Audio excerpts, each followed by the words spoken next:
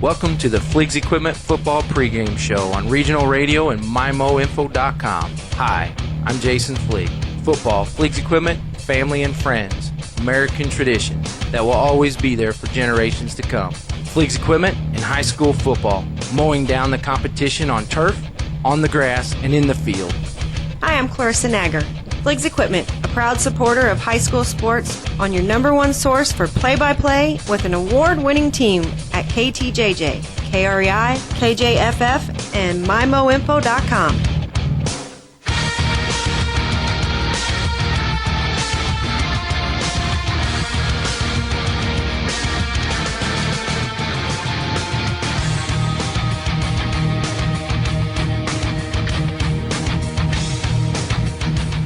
This is the season for giving thanks, and some of our teams were thankful simply for getting a chance to get on the field.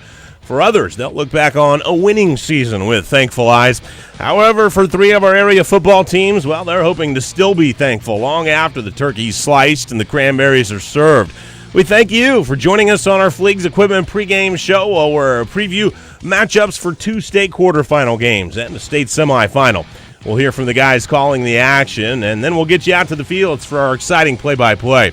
In Class 2, Jefferson is making school history. The Blue Jays claim their very first district title behind a breakout performance from Colby Otts. Ott goes in motion. They'll pitch it to him. He'll cross the 30. Jump cut out to the 30. 25-20. He's gone again. Colby Ott dives into the end zone. Touchdown number 5. 36-yard touchdown run. Colby Ott, you have got to be kidding me. 34-6, 7:22 remaining in the third quarter. Tonight, Jefferson travels to Duchenne on AM 1400 KJF Radio. In Class 4, Festus is also looking to make school history by at least matching their best ever finish. The Tigers have taken up residence in the Class 4 state rankings this year, and they're trying to make it back to the state semis for the first time since 2009. Under first-year head coach A.J. Afalale, Festus has seemed to weaponize every athlete on their team. On 1st and 10, ball on the far side hash. It's a handoff to Caden Glaze on first down. He breaks the tackle and stays on his feet. Past the 40, past midfield, gets a block at the 40, inside the 30, inside the 20, inside the 10. Touchdown, Festus! What a start! Caden Glaze broke a tackle middle of the field and then just outraced everybody all the way 77 yards. And the Festus Tigers jump in front in this district title game, 6-0 with 9.5 minutes left in the first quarter. Festus goes to Union on J98. And in Class 6, this week it's semifinal week. Fox just won their first district title in school history. The Warriors will be trying to get to the championship game in the state's largest class. Fox visits Desmet on the MyMo Info sports stream. Well, we'll dive deeper into the matchups coming up, and then we'll get a preview from our broadcast teams. Take a look at the Festus and Union matchup next on the Fleegs Equipment pregame show right here on Regional Radio, J98, KJF Radio, and the MyMo Info, and the MyMo Info sports stream. I'm Chad Speaker, and I'm with you here on the Fleegs Equipment pregame show. Be back with you for the Parkland Health Mart halftime show and your home pools and spas end zone show. We're looking for a fun night of area football right here on Regional Radio.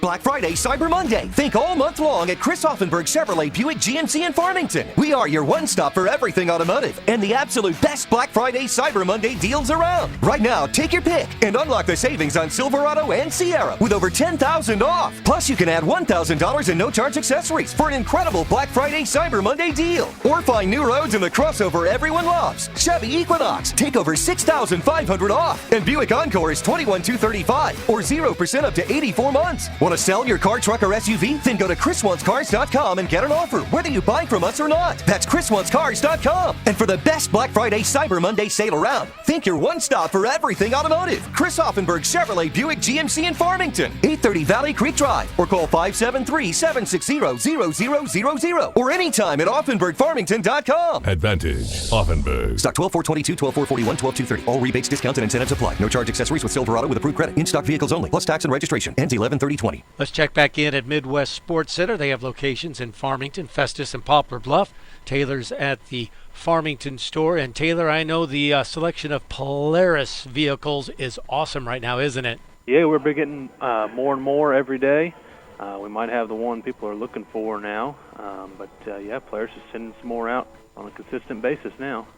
For on the road, off the road, or on the water fun, it's got to be Midwest Sports Center. Stop by and see Taylor at Midwest Sports Center in Farmington. The weather's put a chill in the air, and that marks the return of the chili menu to the Riverside Grill in Park Hills. Try a bowl of the Riverside's homemade chili, Chili Mac, Frito Pie, the Slinger, or a delicious chili cheeseburger. Enjoy daily lunch and dinner specials with breakfast served all day. Dine in or carry out the great taste of the Riverside Grill. 7 East Main Street across from the Farmers Market next to the river in Park Hills. Open 7 a.m. until 8 p.m. 7 days a week.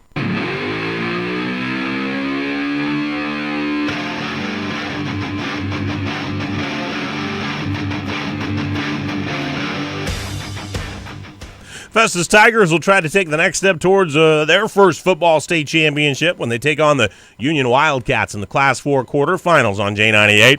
Festus is ranked third in the state, 10-1 after taking home the district title with a 27-6 win over at North County last week. For a team that's been known all year for its high-powered offense, Tigers head coach A.J. Afadale says the defense is continuing to step up and play at an equally elite level. I just kept being thankful that our defense bailed us out every time that we made mistakes on offense. Every time we were careless with the football, they bailed us out. So there was a certain level of comfort just in the fact that they kept giving us new opportunities. Stars like junior quarterback Cole Rickerman and senior receiver Colin Doyle have played feature roles all season, but players like seniors Cole Wagner, Luke Greenstreet, and Caden Glaze have surged in the second half of the year to help carry the Tigers to their first district crown since 2011. Afadale says they'll need that veteran leadership to keep the dream of state glory alive. So we'll get a chance to do it again. And, there's only 8 left, so a chance to play again. The seniors get to extend their season and, what we've got going on. So I'm grateful for that. So we'll prepare our best and, we'll give them our best effort. The Union comes into the postseason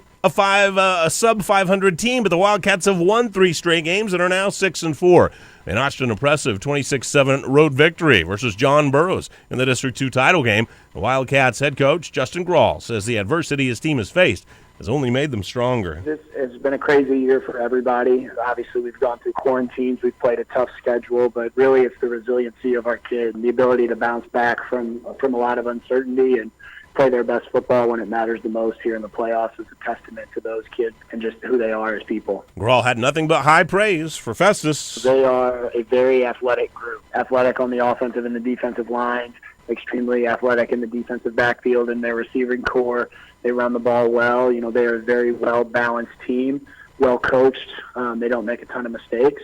I can't say enough about their program and where they are right now. It's the first meeting between the Wildcats and the Tigers since 2005. Festus has won 3 of the 4 total meetings with Union, and they'll look to do so again in the Class 4 state quarterfinals. The winner of this one will play the winner of MICDS and Hannibal in the Class 4 state semifinal next Saturday. Nathan will have the call of this one on J98, and he joins us a little bit later on your Fleegs Equipment pregame show to break down the matchup even further. Coming up next, we'll look at Jefferson, at Duchesne, and more school history to be made.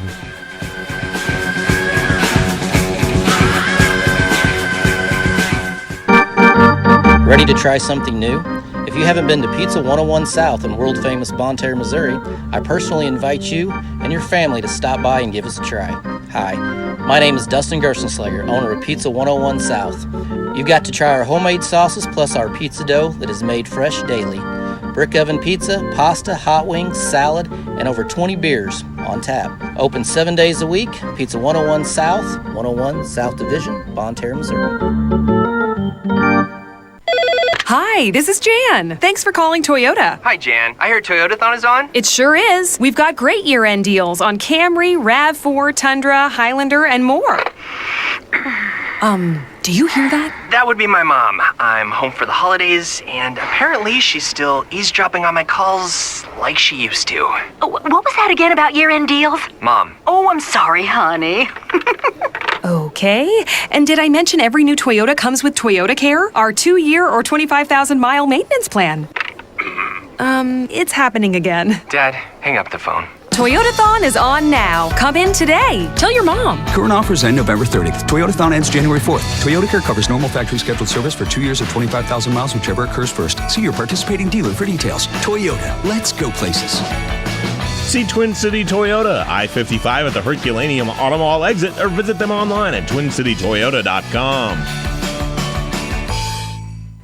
For more than 80 years, Prairie Farms has been the name trusted by more consumers for quality dairy.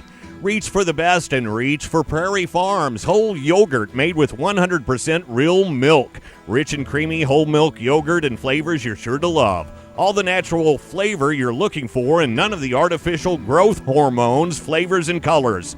Whole milk yogurt made with 100% real milk. Only from Prairie Farms.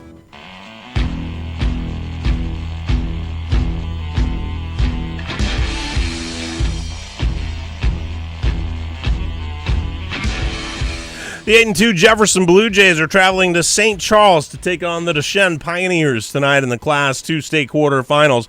Last week, the Blue Jays handled the New Madrid County Central Eagles to win the district championship for the first time in school history. This week, they'll face a 9-1 Pioneers team that avenged their only loss of the season to claim the District 2 championship. Jefferson head coach Alex Rugley says at this point in the season, wins and losses come down to the details. I think we've got to control the line of scrimmage and try to create turnovers and not have turnovers and win that turnover battle. I think that the team that creates the most turnovers is going to win this football game because I think it's going to go down to literally those little things that we always talk to our kids about being extremely important, those little attention to detail type things. Those are going to come out vital in games like this. Anytime you're playing a team from here on out in the state quarterfinals, semis, and state championship game, they're going to be really good, and because they've earned the right to be there. Desmet's defense gives up 14 points a game. They've conceded more than 18 only twice this season. Head coach Charlie Elmendorf has confidence in his defense, but he does know that the Blue Jays' skill position players can strike quickly. Well, we'll have to get off the ball, and we'll have to tackle well, and, just play sound, fundamental defense, not, make any big mistakes or give up big plays. And I think we'll be okay. Our defense has played really well this year, so we're counting on them to, be ready to play. The Pioneers have standout skill players of their own, especially 6'2", 225-pound running back Antoine Hayden. And Coach Rugley knows the size of the Pioneer team can stand out, but he says his team has faced similar backs this season. We faced Nate Rubel week 10, who's a 6'3", 220-pounder. And then the Kelly kid, the Phelps kid, was 225. And then Quasavian from New Madrid is about 250, 260. So those are all extremely good running backs. And so we've faced those type of kids. So it's like we told our kids, this is nothing new for you guys. This is nothing new for you guys. This is stuff that you guys have prepared for all year. Desmet has a freshman quarterback, Tyrone Pete. He throws the ball well. His coach Elmendorf expressed the importance, though, of being able to block up front and then throw the ball to keep the Blue Jays honest on defense. I think it'll be very important, both, offense and defensive lines, how well they play throughout the game for both teams. When you are a run-heavy team, you have to be able to throw the football because they're going to do whatever they have to do in order to stop the run. And if you can't throw the football, sometimes that just makes it a little bit easier for the defense to stop you. And Stephen Kabler, Jacob Vincent will be on the air on AM 1400 KJEF radio tonight for Jefferson at Desmet. The winner of this game will play the winner of Liberty Mountain View and Lamar in a Class 2 semifinal next Saturday. We'll hear from Stephen and Jacob coming up in a little bit to break down that matchup even more on your Fleegs Equipment pregame show. And coming up next, we go from quarterfinal action. We break down a Class 6 semifinal. Fox at Desmet.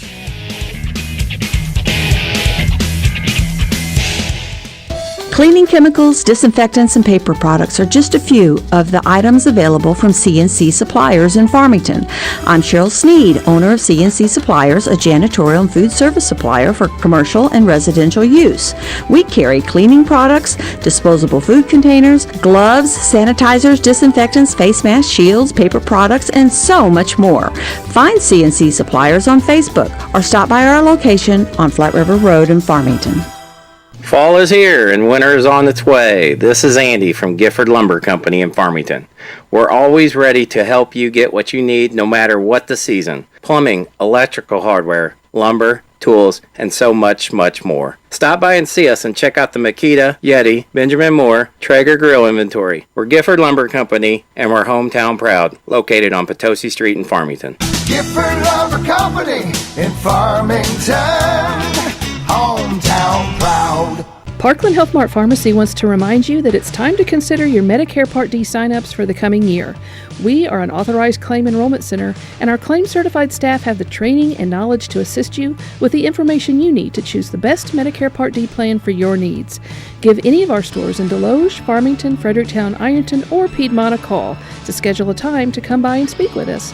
Parkland Health Mart wants to be your healthcare partner because we're always caring for you and about you.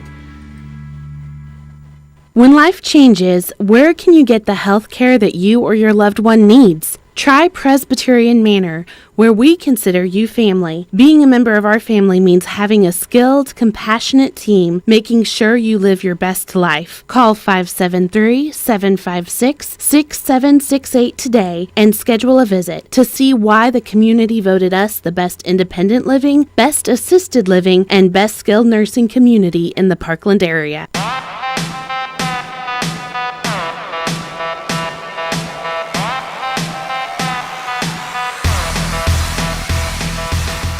The Class 6 semifinals get underway tonight as the Fox Warriors football team makes the trip to St. Louis to take on the Desmet Spartans on the MyMo Info Sports Stream. At 10-1 on the year, Fox has already accomplished more than they have ever in a single football season. It's been their first 10-win season ever, and a forfeit from Lindbergh last week gave the Warriors their first district championship in program history.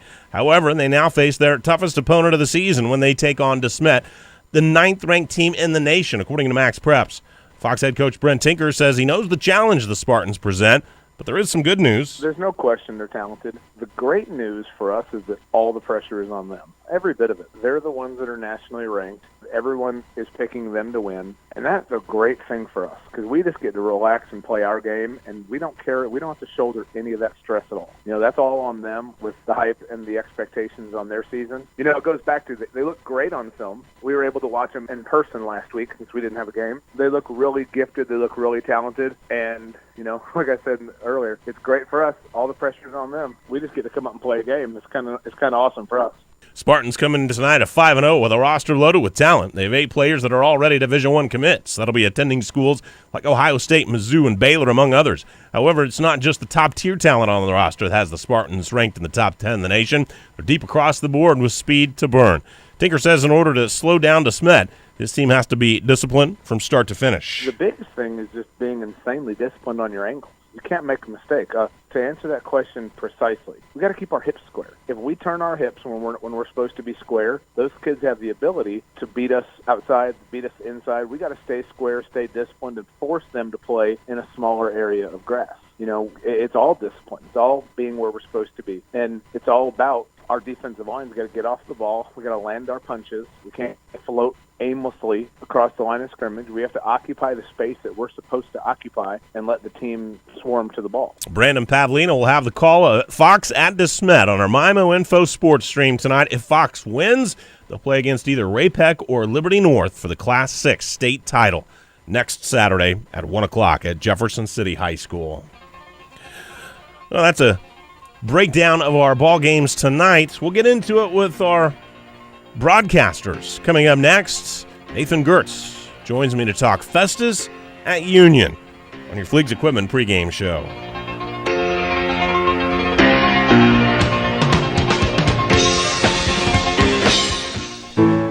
Cozy Memorial Chapel has been serving Farmington and the surrounding communities since 1864. Their commitment of service to the community is deeply rooted in Missouri history and is the foundation for everything they do today.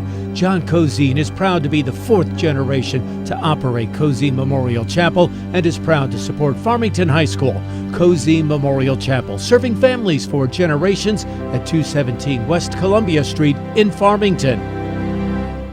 A Strong Tomorrow starts today at the Jefferson County Family YMCA. Now through November 30th, join for just $21 and pay no dues until 2021. Get a jump start on the new year with a membership that includes adult group exercise and aquatics classes, the indoor pool, fitness equipment, and more. You can also help make your community stronger by participating in the YMCA's Angel Tree program to help families in need have a good Christmas here in Jefferson County. For more information, contact us at 636-931-9622 or visit gwrymca.org.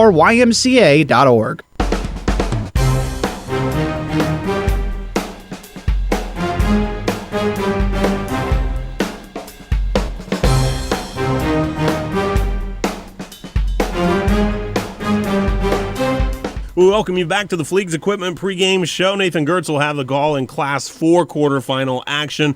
Festus is at Union tonight, and Festus has had a tremendous season, and like our other programs, are seeking to make some school history maybe. Festus has been to the semifinals before. They've never been beyond that, Nathan, and so in A.J. Afadale's first year, he's putting them right where they hope to be. Yeah, I mean, I don't think anybody could have dreamed the success that they're having. They thought maybe this would be a better team this year than they were a year ago, but to have not only won 10 games, but to have done it in dominant fashion a lot of times this season, it says a lot about him. Granted, he's been around the block. He's coached at powerhouses like Rockbridge before, so he knows what it takes to build a winner. But still, the fact that those kids have managed to have the year that they have is a huge credit to, especially their deep senior class. He's taking players, too, Nathan, that we had heard the names from years ago, last year, maybe the year before, but they're performing at so much of a higher level. Yeah, it's kind of interesting, the evolution of this team. I think they're sort of two different teams, oddly enough, which is the midway point of the year when they lose their starting tailback, Austin Anderson, who's been the bell cow back all year long. Since that time, you've seen guys who played almost exclusively on defense play much more on offense here and have success, like Cole Wagner, who was a guy that played very well for them last year as a senior running back and as a junior running back, and now as a senior. They're asking him in the second half of the year to make plays. You've seen guys like Luke Greenstreet, who's playing both ways on the offensive and defensive line. He maybe only played half the season on the defensive line. He still earned all conference honors. That's how dominant he was up front. And then you have guys like Caden Glaze, who's been kind of little used, dealing with injuries early in the year. The last 2 weeks, he's rushed for over 180 yards and 4 touchdowns. He's all of a sudden become the guy they go to running the football, which I don't think anybody would have predicted. It's really incredible how they have managed to get every player ready to play and ready to succeed. And their triggerman, Cole Rickerman, to me, is truly a dual-threat quarterback. Yeah, he's their leading active rusher so far this season. Anderson was leading them in rushing when he went out, and Rickerman's been, since then, the guy that's posted the most yards. He's had some outstanding moments as a scrambler. He can really make things happen with his legs. I just love the way that this is a guy who was a triple option QB a year ago, asked to be just the point man, really, to run that offense and then occasionally throw it. He stepped into it this year, and in the second half of the year, on top of the explosive numbers, this is the most efficient football he's played so far in his career. He went 9 of 11 last week. I mean, he's not making mistakes that he made earlier in the year, on top of still hitting the big plays. The one item about midseason, Nathan, that we had talked about several times on the Coles Tractor and Equipment Football Roundtable that was maybe keeping Festus from taking it to the next level was penalties. Have they cleaned that up a little bit lately? I think so. The last 2 weeks, the penalty problems, when they've reared their head, have come when it's already a 2-3 score game.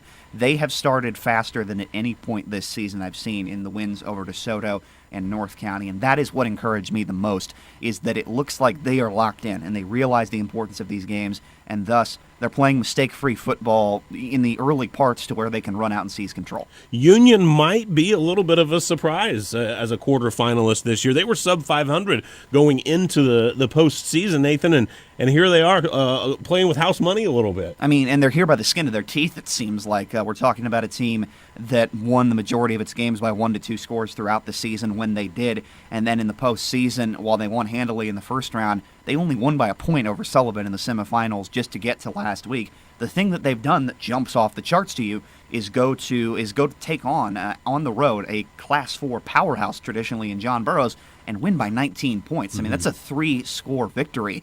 It says a lot, I think, maybe on one hand about Burroughs dealing with some of the problems everybody's dealing with in 2020. On the other hand, that's terrific momentum for Justin Grall's team. How is Union going about it right now? It feels like, for the most part, they're doing just enough on offense. They're not an explosive team. They average less than 22 points per game. They're also doing just enough on defense. They give up right around 26 points per contest. It doesn't look like there's one area that they excel in necessarily. They just do enough. And I will say Festus is prone to giving the football away. They turned it over 4 times last week against North County, despite the win pretty easily there. And they're prone to the penalties, so they're prone to mistakes that keep a team that does just enough in a game. It sounds for Festus like they wouldn't mind too much if this thing turned into a track meet tonight. Oh, yeah. I think they're perfectly fine with the game going up and down the field, largely because that means that their passing game, which is predicated not just on throwing it, but throwing it deep, that means it's working. If they're able to keep hitting shots over the top to Colin Doyle, Dalen Wagner, Isaac Stuka, Cayenne Roberts-Day, they're fine with that. It's a matter of, can they do just enough then on defense? Can they play as well as they have the last 2 weeks, where the defense in particular has started fast? Festus back in the quarterfinals. We've seen them here before. They're looking to get to the semifinals, which would match their furthest ever push into postseason. And who knows, this is a team, Nathan, that they've set up residence in the top 10 this year. They've been ranked. They've been highly regarded all around the state. And maybe this is a team that can make that final push. The voters who are in this area have obviously spoken pretty highly of them. They finished the regular season ranked third. There's a lot of belief from people who cover this game that they're that good, even for all the kind of trips and bumps they've had. I think they have the potential to play with anybody. It's a question of putting it all together. I think they've done it the last 2 weeks. We'll see if they do it again tonight. Nathan's on J98 tonight. We invite you to listen in as Festus travels to Union for a Class 4 quarterfinal. More here, Fleeg's Equipment pregame show on the way right here on Regional Radio.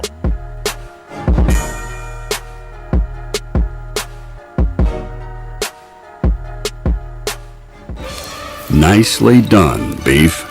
Chestnuts tip their hats to you this holiday, because they aren't the only things roasting on an open fire. From tenderloins and prime ribs to briskets and tri-tips, you always make this the most drool-worthy time of the year. Browse our shoppable holiday recipes only at beefitswhatsfordinner.com.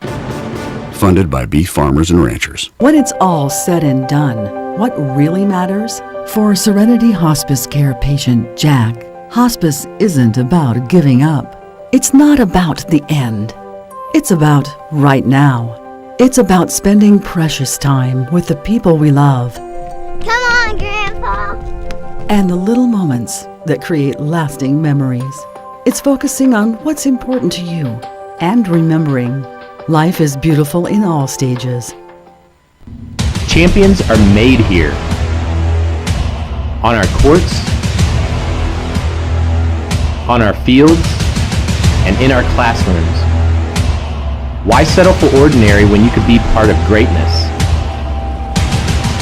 Mineral Area College. Become a Cardinal today.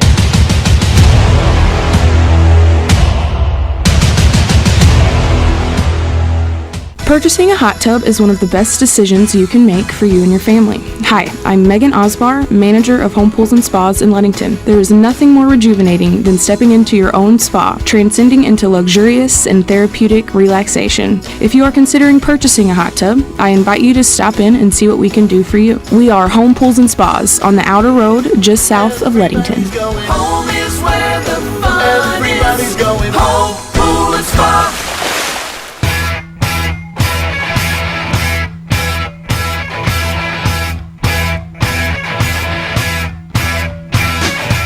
Welcome back to the Fleeg's Equipment pregame show here on Regional Radio. My name's Jacob Vincent. Stephen Kabler to my right will be calling the game, heard on AM 1400 KJEF tonight. Jefferson taking on Duchesne in the Class 2 quarterfinals. Jefferson 8-2 on the season. Duchesne 9-1 on the season.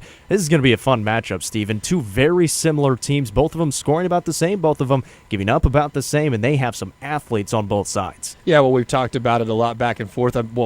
glad to have you here. We get to call a game together. I'm super excited about that.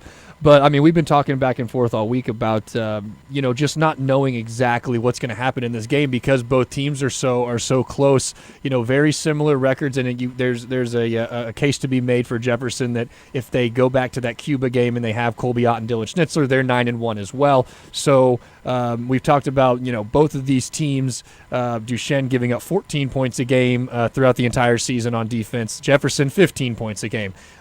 You looked at the offenses. It's 34 points on the offensive side for Jefferson, 32 for Duchesne. So these teams are very similar. It's a fitting matchup to have here in the state quarterfinals. Really excited to get into this game and kind of talk about a little bit about how we think it's going to go. So what do you think is a really important part of this game? No, that's what I'm looking forward to. You mentioned the numbers, especially offensively. 37 points a game for the Blue Jays, 34 for the Pioneers. Offensively, they run pretty similar styles of offense. I think the one thing to watch out for, this Duchesne team, they have some men on their side. They have a couple of guys that are 6'4", 220, 6'2", 230. They have a couple of big guys, both offensively and defensively. Jefferson, offensively, they don't have that size. Defensively, though, they have a couple of run stoppers that can stop them, and that is what Coach Rugley said throughout this week. Can the line win that line of scrimmage? Can they get down and deep in the trenches and come up with some big stops? Because that's what they're going to need to do. You can't turn over the ball, especially this late in the playoffs, taking on a Duchesne team. Not to mention, this is a Duchesne team. They went 9-1. They're 9-1 right now. Their lone loss in the regular season, they just beat in the district championship game. So they got revenge in that game, and they got blown out earlier in the season against that same Lutheran St. Charles team, 35-13. They turn it around and win 16-13. So a big turnaround for them, and they're on a run right now and playing some good football. So it should be fun tonight. Let's move it on over. Some importance for Jefferson. We've talked about this Duchesne defense. There's a lot of threats on the Jefferson offense to pay attention to, namely Colby Ott, 5 touchdowns in the district championship game. He was our Applebee's of Farmington player of the game. However, the Blue Jays have a lot of threats offensively, and you think the guy that is of the most importance is Will Schnitzler tonight. Yeah, I do, because you talk about the defense for this Pioneers team, and they're going to come out and they know what Colby Ott can do. They know what Dylan Schnitzler can do. They're going to really key in on those guys. So when Will Schnitzler gets the ball and has his opportunities, and I think they will be plentiful tonight, because Rugley will understand that he's going to have to rely on maybe some outside sources to get some action going. If Will Schnitzler can take advantage and break off some big runs and maybe play an important role in the pass game, that there's not a whole lot of passing for either of these teams, but a big pass here or there could really set some tempo and some momentum in one way or the other. So I think Will Schnitzler running the ball, if he can have a big night and really just kind of break the backs of the Pioneer defense, because when you have so many players like that, and including Drew Brees at the quarterback spot, he can get out of the pocket. He can make a good long run here or there. So when you've got so many people to key on, you're bound to lose one of them eventually. And I think with the explosiveness of Colby Ott and Dylan Schnitzler being so effective, and they're so good, that this Pioneers team might lose track of Will Schnitzler here or there, allowing him to break off a big one, kind of flip the momentum, flip the field maybe, and give the Blue Jays a little bit of an advantage. Now, let's switch the sides of the field and talk about this Duchesne team. They have some athletes on their side as well, both defensively and offensively. Let's talk about that offense a little bit. Who are a couple of the guys to pay attention to for this Pioneer squad offensively? Yeah, running the ball for them, Antoine Hayden is really just the guy. And again, another big running back. I think he's somewhere in the 6'3", 225 range. And when you spoke to Rugley earlier this week, he thinks that they're ready for that. They faced people last week when they faced Quazavian Jackson. Quazavian Jackson is 6'4", 260 almost. I mean, that's a big back. And when you have someone like that running at you, Dawson Jacobek here for the Blue Jays was meeting him in the gaps constantly and pushing him backwards. So when you have the experience, which I think is something else we'll talk about, I think that's going to come into play tonight as well. But that linebacking core for the Blue Jays defense, I think, is really important. If they can get run stopping like they did last week, I think they'll have success tonight. Now, obviously, we're going to know more about this Jefferson team. We've seen them play countless times this season. Duchesne, a very good opponent. But when you just look at the schedules, Jefferson's strength of schedule looks to be a little bit tougher than Duchesne's. Duchesne, no slouch of a team whatsoever. They are ranked in Class 2 according to STL, and Jefferson right up there as well. But Jefferson, they've won 6 in a row, and the only close game they've had was against a good, very good St. Vincent team. They won that one 35-28 to go into district play. On the other side for Duchesne, they've won quite a few games in a row as well. Obviously, their lone loss against Lutheran St. Charles, who they just beat, but their schedule not quite as strong as Jefferson's. Do you think that is going to play a little bit of an advantage for the Blue Jays tonight? Well, I think when you look at the schedules like this, and the one that sticks out to you on Jefferson's schedule is that Valley Catholic game. Again, Coach Rugley emphasized that during your interview with him, is that when you have someone like a Valley Catholic on your schedule that is just going to manhandle essentially anyone that they play that's in a lower division than them, you get tougher. You get more experience, and you learn lessons that you can use later on in your season. I think that helps Jefferson. Looking at the Duchesne schedule, there's only 2 or 3 teams that are above 500 on the season that they play, so that they have played. So I think that the tougher schedule in this instance does go to Jefferson, but that doesn't mean you can overlook this Duchesne team. 9-1 is no slouch. No,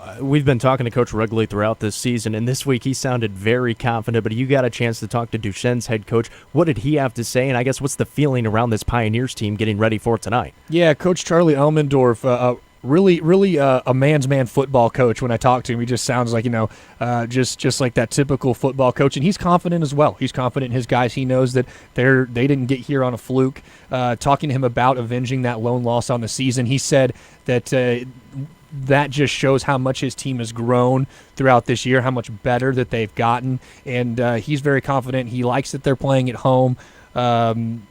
In a state quarterfinal game, not having to take your emotions on the bus, not having to ride down, 40 minutes down into Festus. So I think that Elmendorf is very confident. I think that listening to your conversation with Rugley, they're confident. And why wouldn't you be? You're in a state quarterfinal. Your team is good. You've 1 loss, 2 losses on the season, whatever it may be, and you should be confident in your team at this situation. Well, it's sure to be a dogfight tonight. This one going to be on AM 1400 KJF tonight and online at MyMoInfo.com. Jefferson 8-2 on the season will be traveling to Duchesne, 9-1 on the season. Stephen Cowler will be play-by-play tonight. Myself, Jacob Vincent, will be doing the color commentary. Gonna be a fun one, Stephen. Let's get ready for it. Oh, I'm excited, Jacob. Let's go. We'll be back in a moment on the Fleets Equipment pregame show.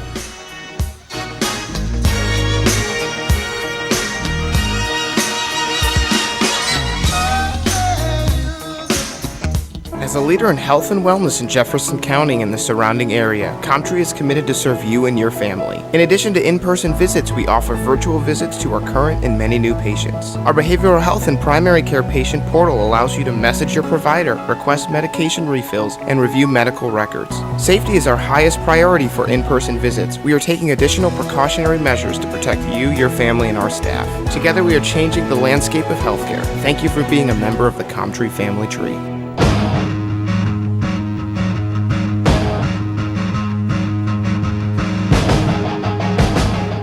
We welcome you back to the Fleets Equipment pregame show now, and the Fox Warriors. Well, they're not playing in quarterfinal action. They're playing in semifinal action tonight because they got bumped up to Class 6, and that's where the schedule takes them here tonight. Fox is at Desmet, and a couple of great programs, a couple of great years, Brandon.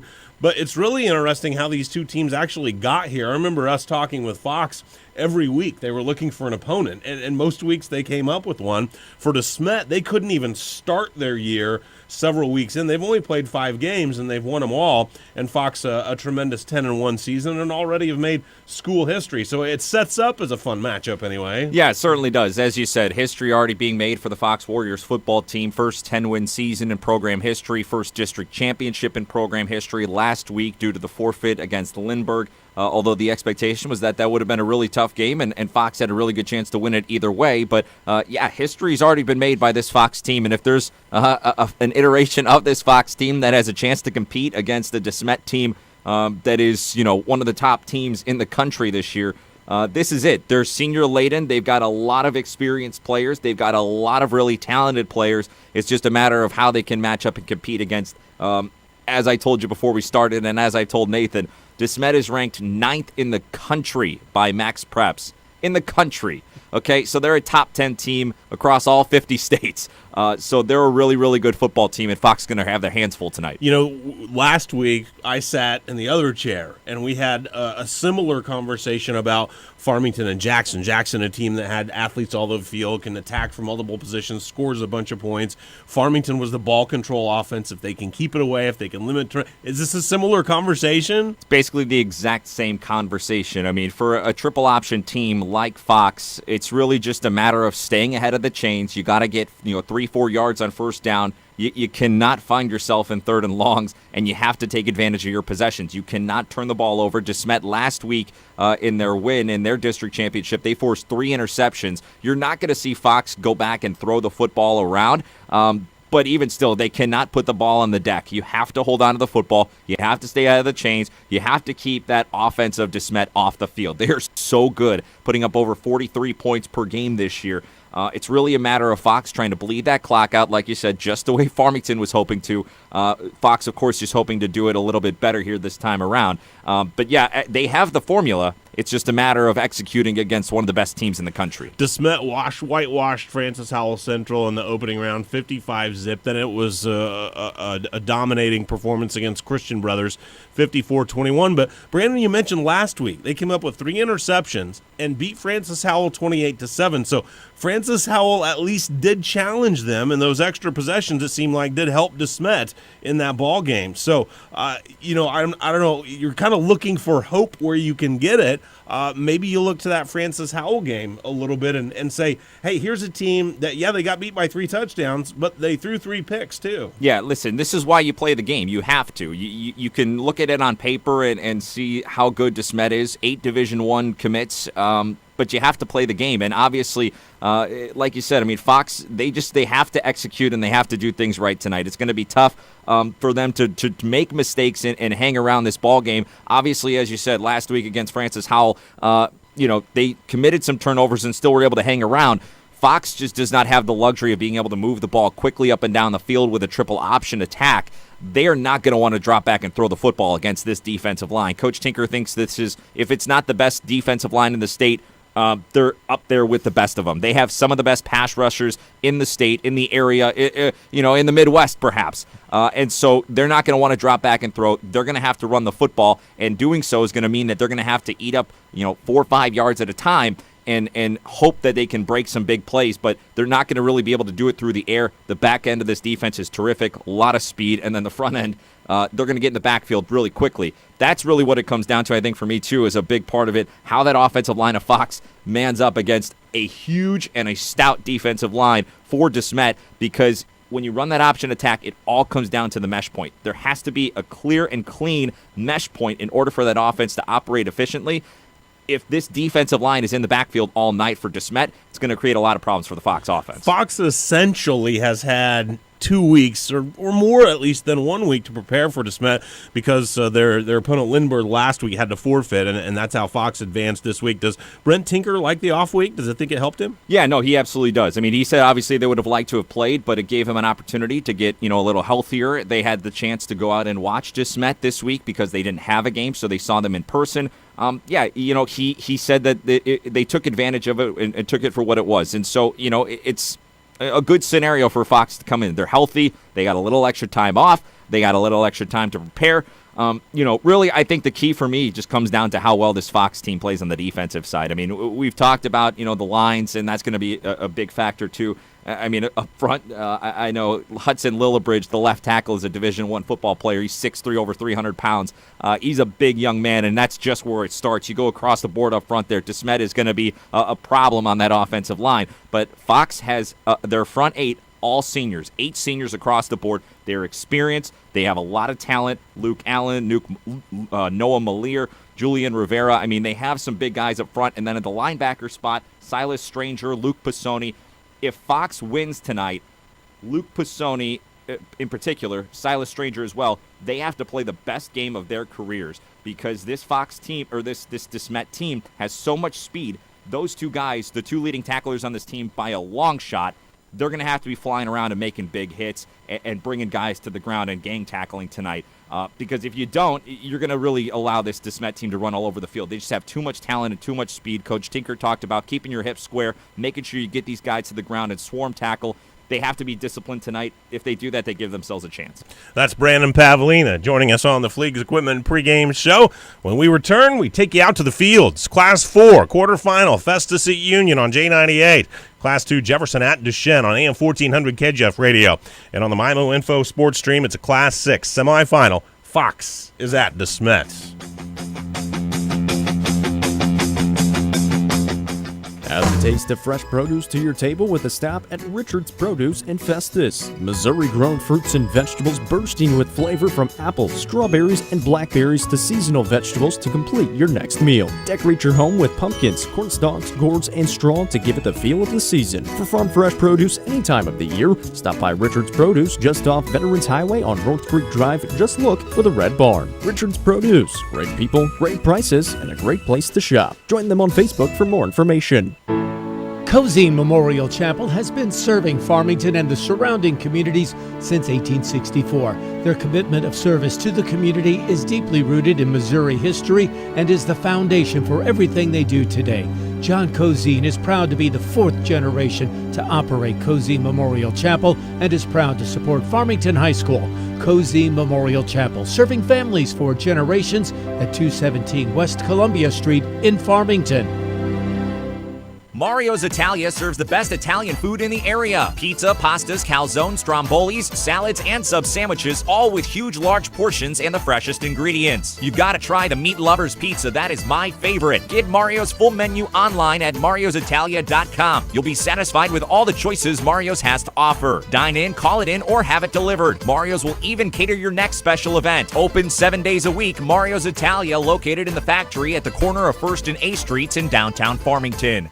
Hi, it's Anna. At Cole's Tractor and Equipment, customers fell in love with the special LS 35 horsepower package deal, so we thought we should fall too. Those fall and winter jobs will be effortless with this special package deal. Get the LS 35 horsepower shuttle shift, 4-wheel drive diesel tractor with the front loader, the 5-foot brush hog, and 5-foot box blade, plus the 18-foot deluxe flatbed car hauler trailer for only $21,650. Oh, but wait, you also get the free, that's right, you'll get the free 2700 PSI pressure washer and 2 ratchet tie downs, and of course, the best 6-year parts and labor warranty from LS, the major brand maker that you already know and love. So let me recap. Get a head start on fall and winter jobs with this tractor, loader, brush hog, box blade, and flatbed trailer, all for only $21,650, plus the free pressure washer and 2 ratchet tie downs. Financing available on site. Just give us a call at 573-756-4353 and see us on Facebook at Cole's Tractor and Equipment. Don't just follow the herd, lead the herd with LS Tractors and Cole's Tractor and Equipment. Highway 32 just outside of Farmington.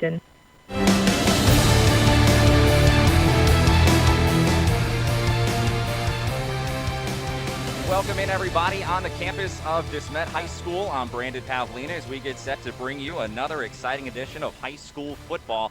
Tonight, it's the Class 6 semifinals as the Fox Warriors get set to take on the Desmet Spartans. I'm Brandon Pavlina, glad to have you alongside. Fox comes into this game tonight 10-1 on the year. Desmet 5-0 and ranked nationally in the top 10 across the country.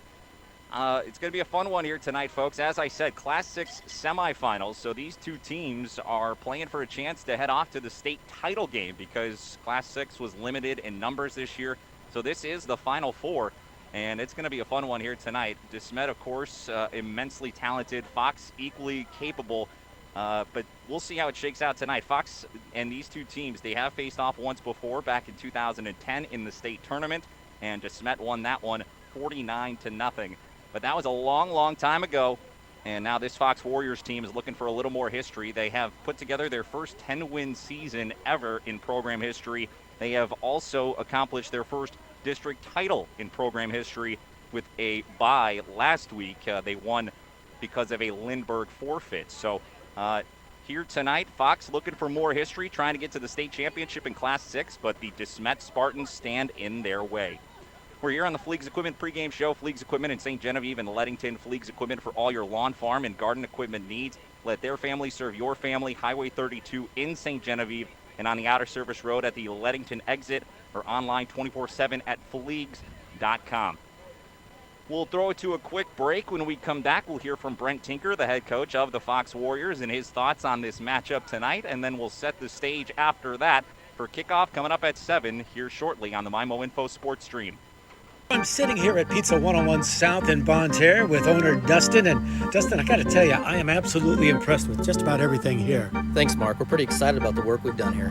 I tell you what, the pizza is awesome. The wings are amazing. And don't get me started on all the pastas, the salads, and the other appetizers. We're pretty proud of our food and our selection that we have here. People can come in, they can dine in, they can carry out, and they can pick up from our window. Well, you've got me sold. Pizza 101 South in Bonne Terre. It's the place to be for great family food and fun. Gilster Mary Lee is now looking for owner-operators with their own authority and insurance to pull Gilster trailers round trip from their plants in southeast Missouri to thousands of locations across America. Weekly dependable settlements with a fuel card for significant discounts at the pump. Toll and scale devices are also available if needed. Everything is dry freight on 53-foot vans. Paid downtime and no-touch freight. You will support a private fleet for strictly round-trip lanes. Call Mike Welker at 800-851-5371, extension 3246.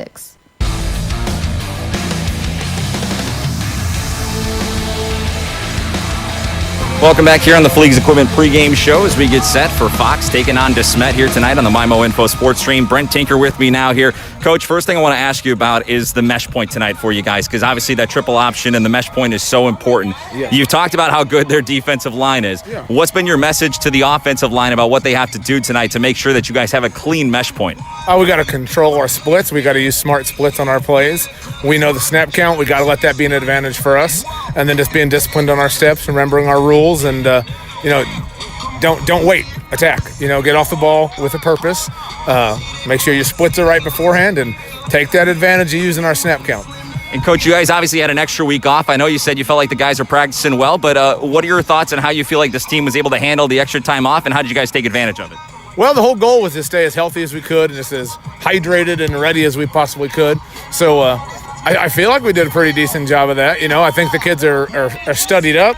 They understand the opponent tonight. And we just got to come out and play our best game. That's the whole goal every week, is to find out how good we can play that week. And, it's the Final Four. It's pretty exciting times. You don't get to play anybody. I know I said it a couple times. You don't get to play anybody who's not spectacular anymore. So we got to go ahead and find our new best tonight and figure out what's the best we can play. Coach, you talked a lot about the pressure being on Desmet tonight, of course, with them being as good as they are and all the expectations on them. Do you feel like the guys are loose already? Have you felt like that kind of loose atmosphere around the team?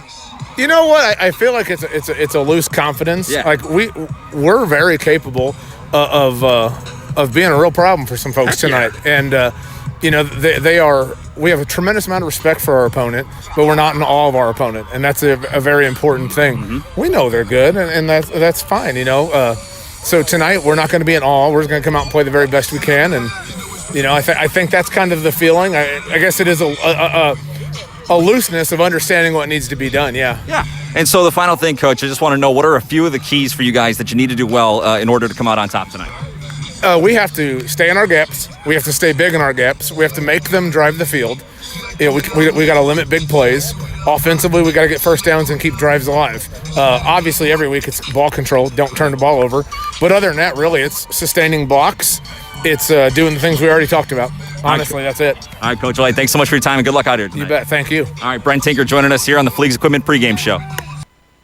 Make it a great family night at Applebee's Bar and Grill in Farmington. Hi, my name is Amy Cousins, General Manager of your local store.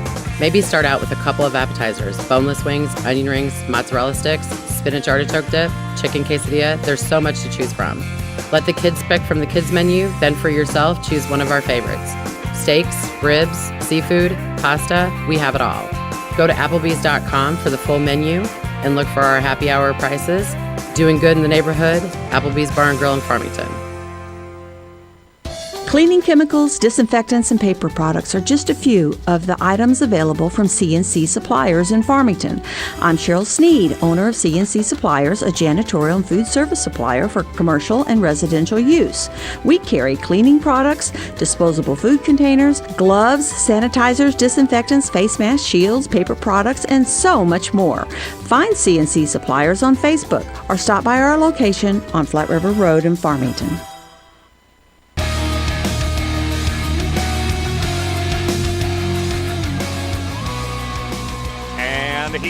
come the Warriors.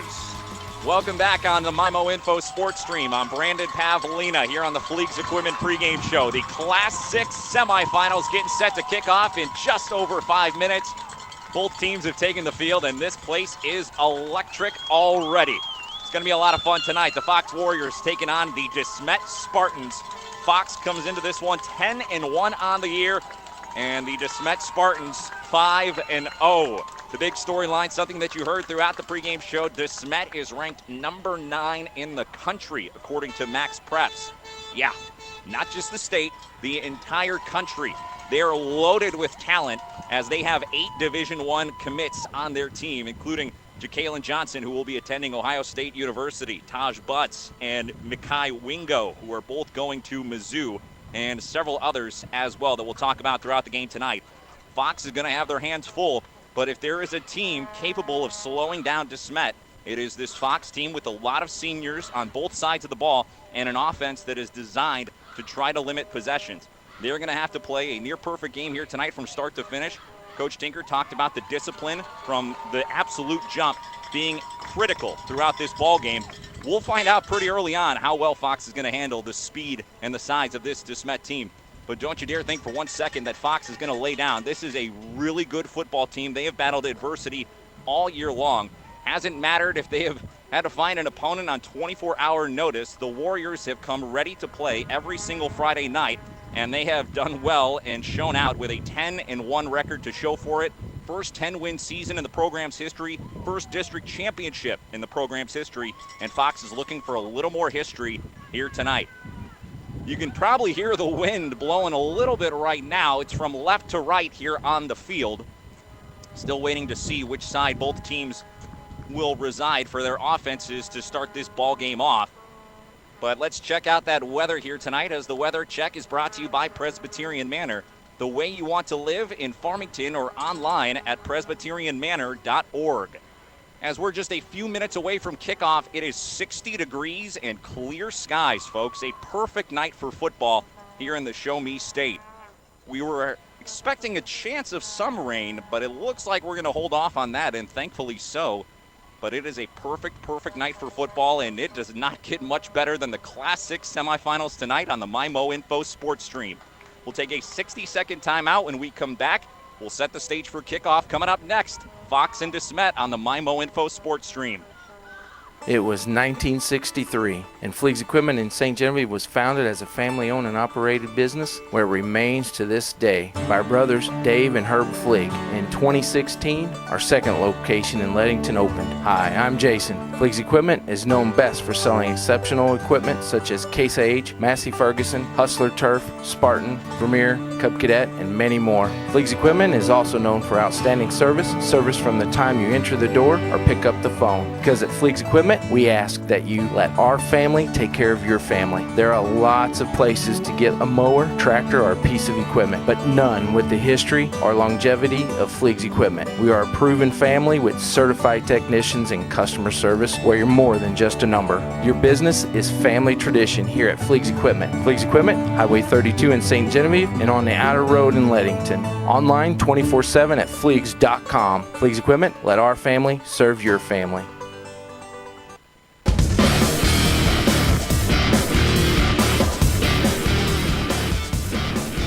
Welcome back here on the Mimo Info Sports Stream. I'm Brandon Pavlina. Coin toss just happened, and Desmet won the toss. They have elected to defer, so they will receive the second half kickoff. That means Fox will start with possession here on offense tonight. Coin toss brought to you by New Era Bank. It's easy to save your coins and change with New Era Bank's Roundup Savings. To see how easy it is, visit your local New Era Bank or go online at newerabank.com. New Era Bank, member FDIC. And kickoff just a few moments away, folks. Fox taking on Desmet, the Class 6 semifinals here in the Show Me State. 4 teams left standing. These two of them. And a fun one here tonight. Fox 10-1 and an imposing team all year long. Their lone loss on the season came to the Jackson Indians back on October 2nd. They lost that one 59-21. And Jackson has rolled over quite a few teams this year, so nothing to hang your head about there. But this perhaps the stiffest challenge for Fox since that game over a month and a few weeks ago. as they take on the Desmet Spartans, a team that is ranked, I've told you once, I'll tell you again, according to Max Preps, they're the number 9 ranked team in the entire country.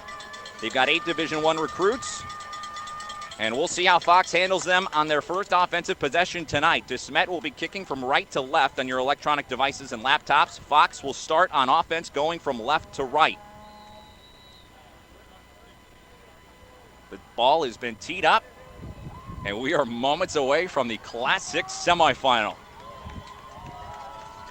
Crowd gets into it. The kick is away, and here we go. Fox and Desmet on the MyMo Info Sports Stream. And right away, Fox is able to get out right around the 25-yard line, and that is where they will start their first possession here tonight. And leading them out onto the field is their senior quarterback, Brock Inman, who has been sensational all year long. And he has put together a terrific season. And he's going to look to try to lead them through the promised land here tonight.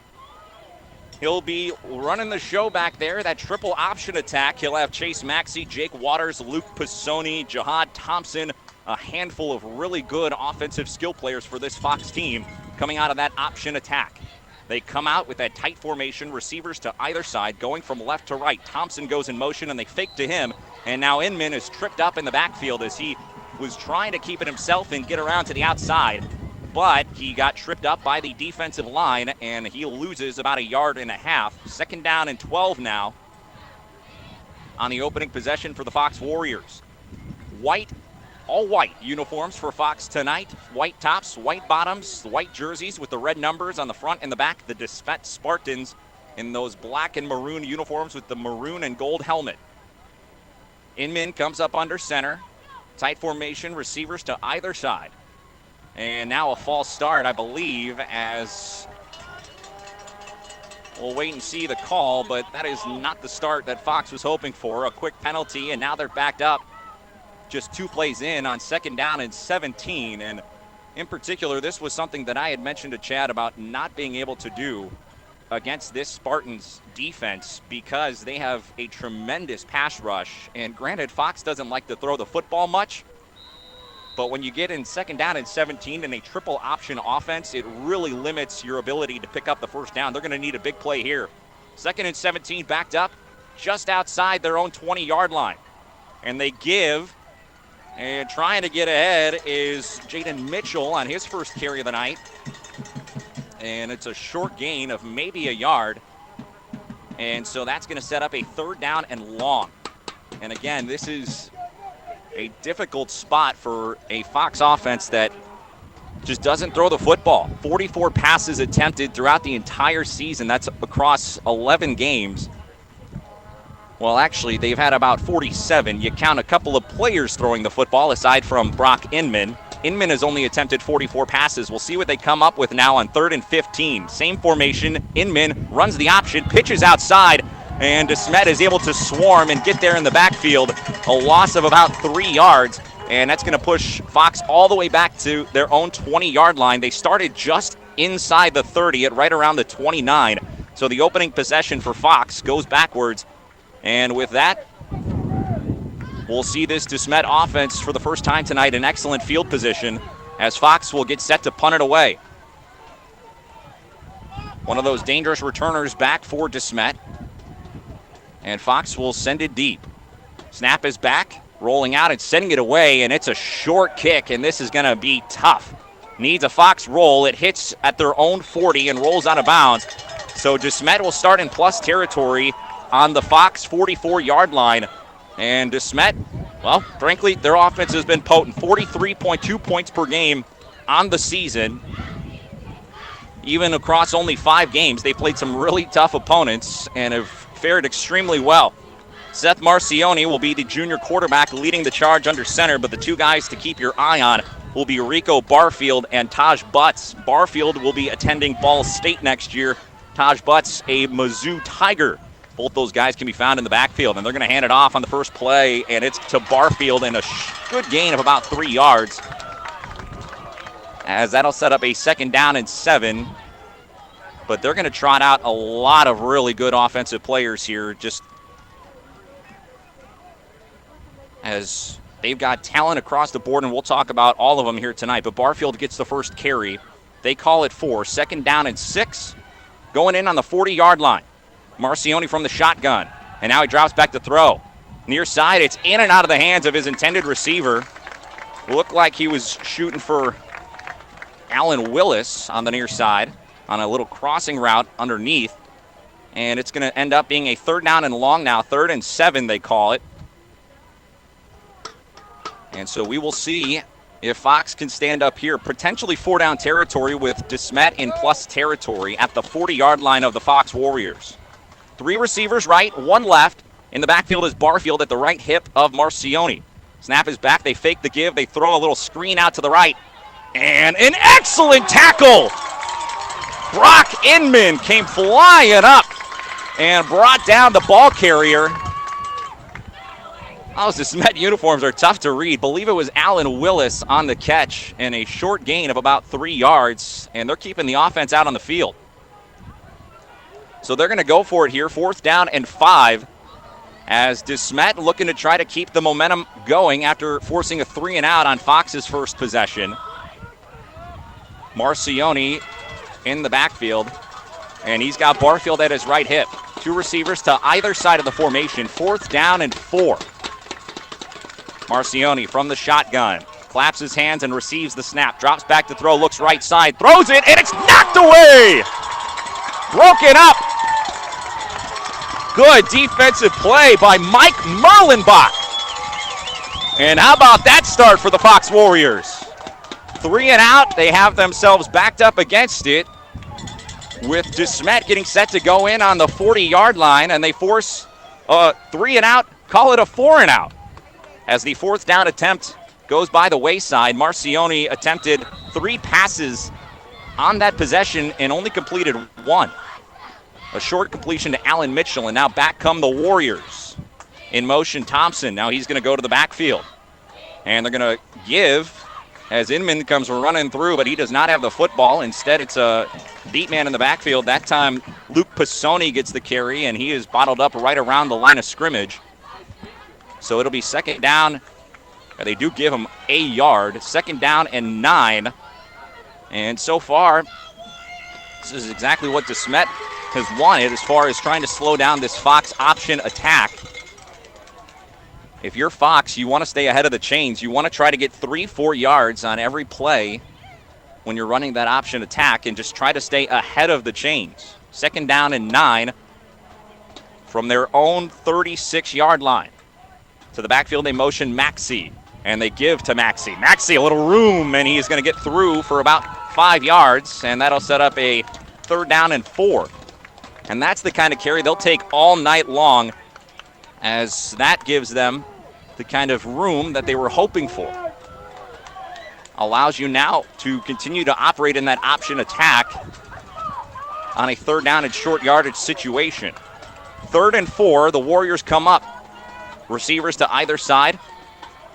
They've got Maxey to the near side in the backfield and they're going to go to the deep man.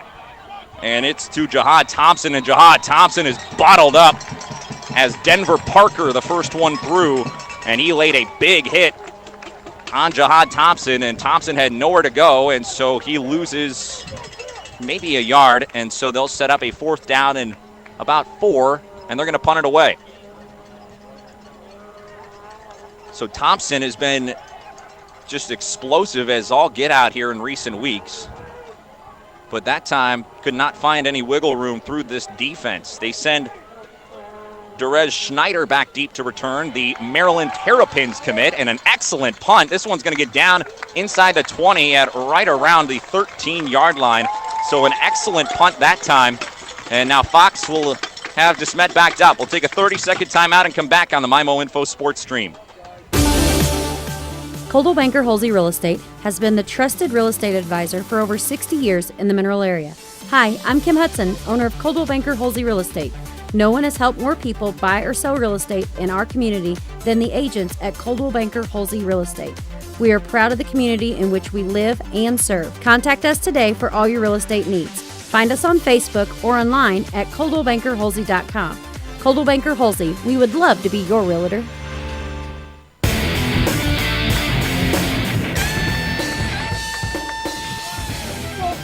Welcome back on the MyMo Info Sports Stream. I'm Brandon Pavlina. We're scoreless here, halfway through the first quarter of play between Fox and Desmet.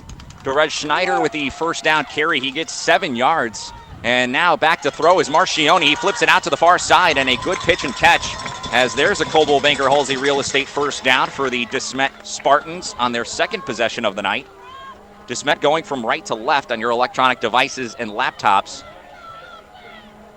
That time there, looks like they flipped it out once again to Alan Willis for a first down of 6 yards. And so now back to work come the Spartans.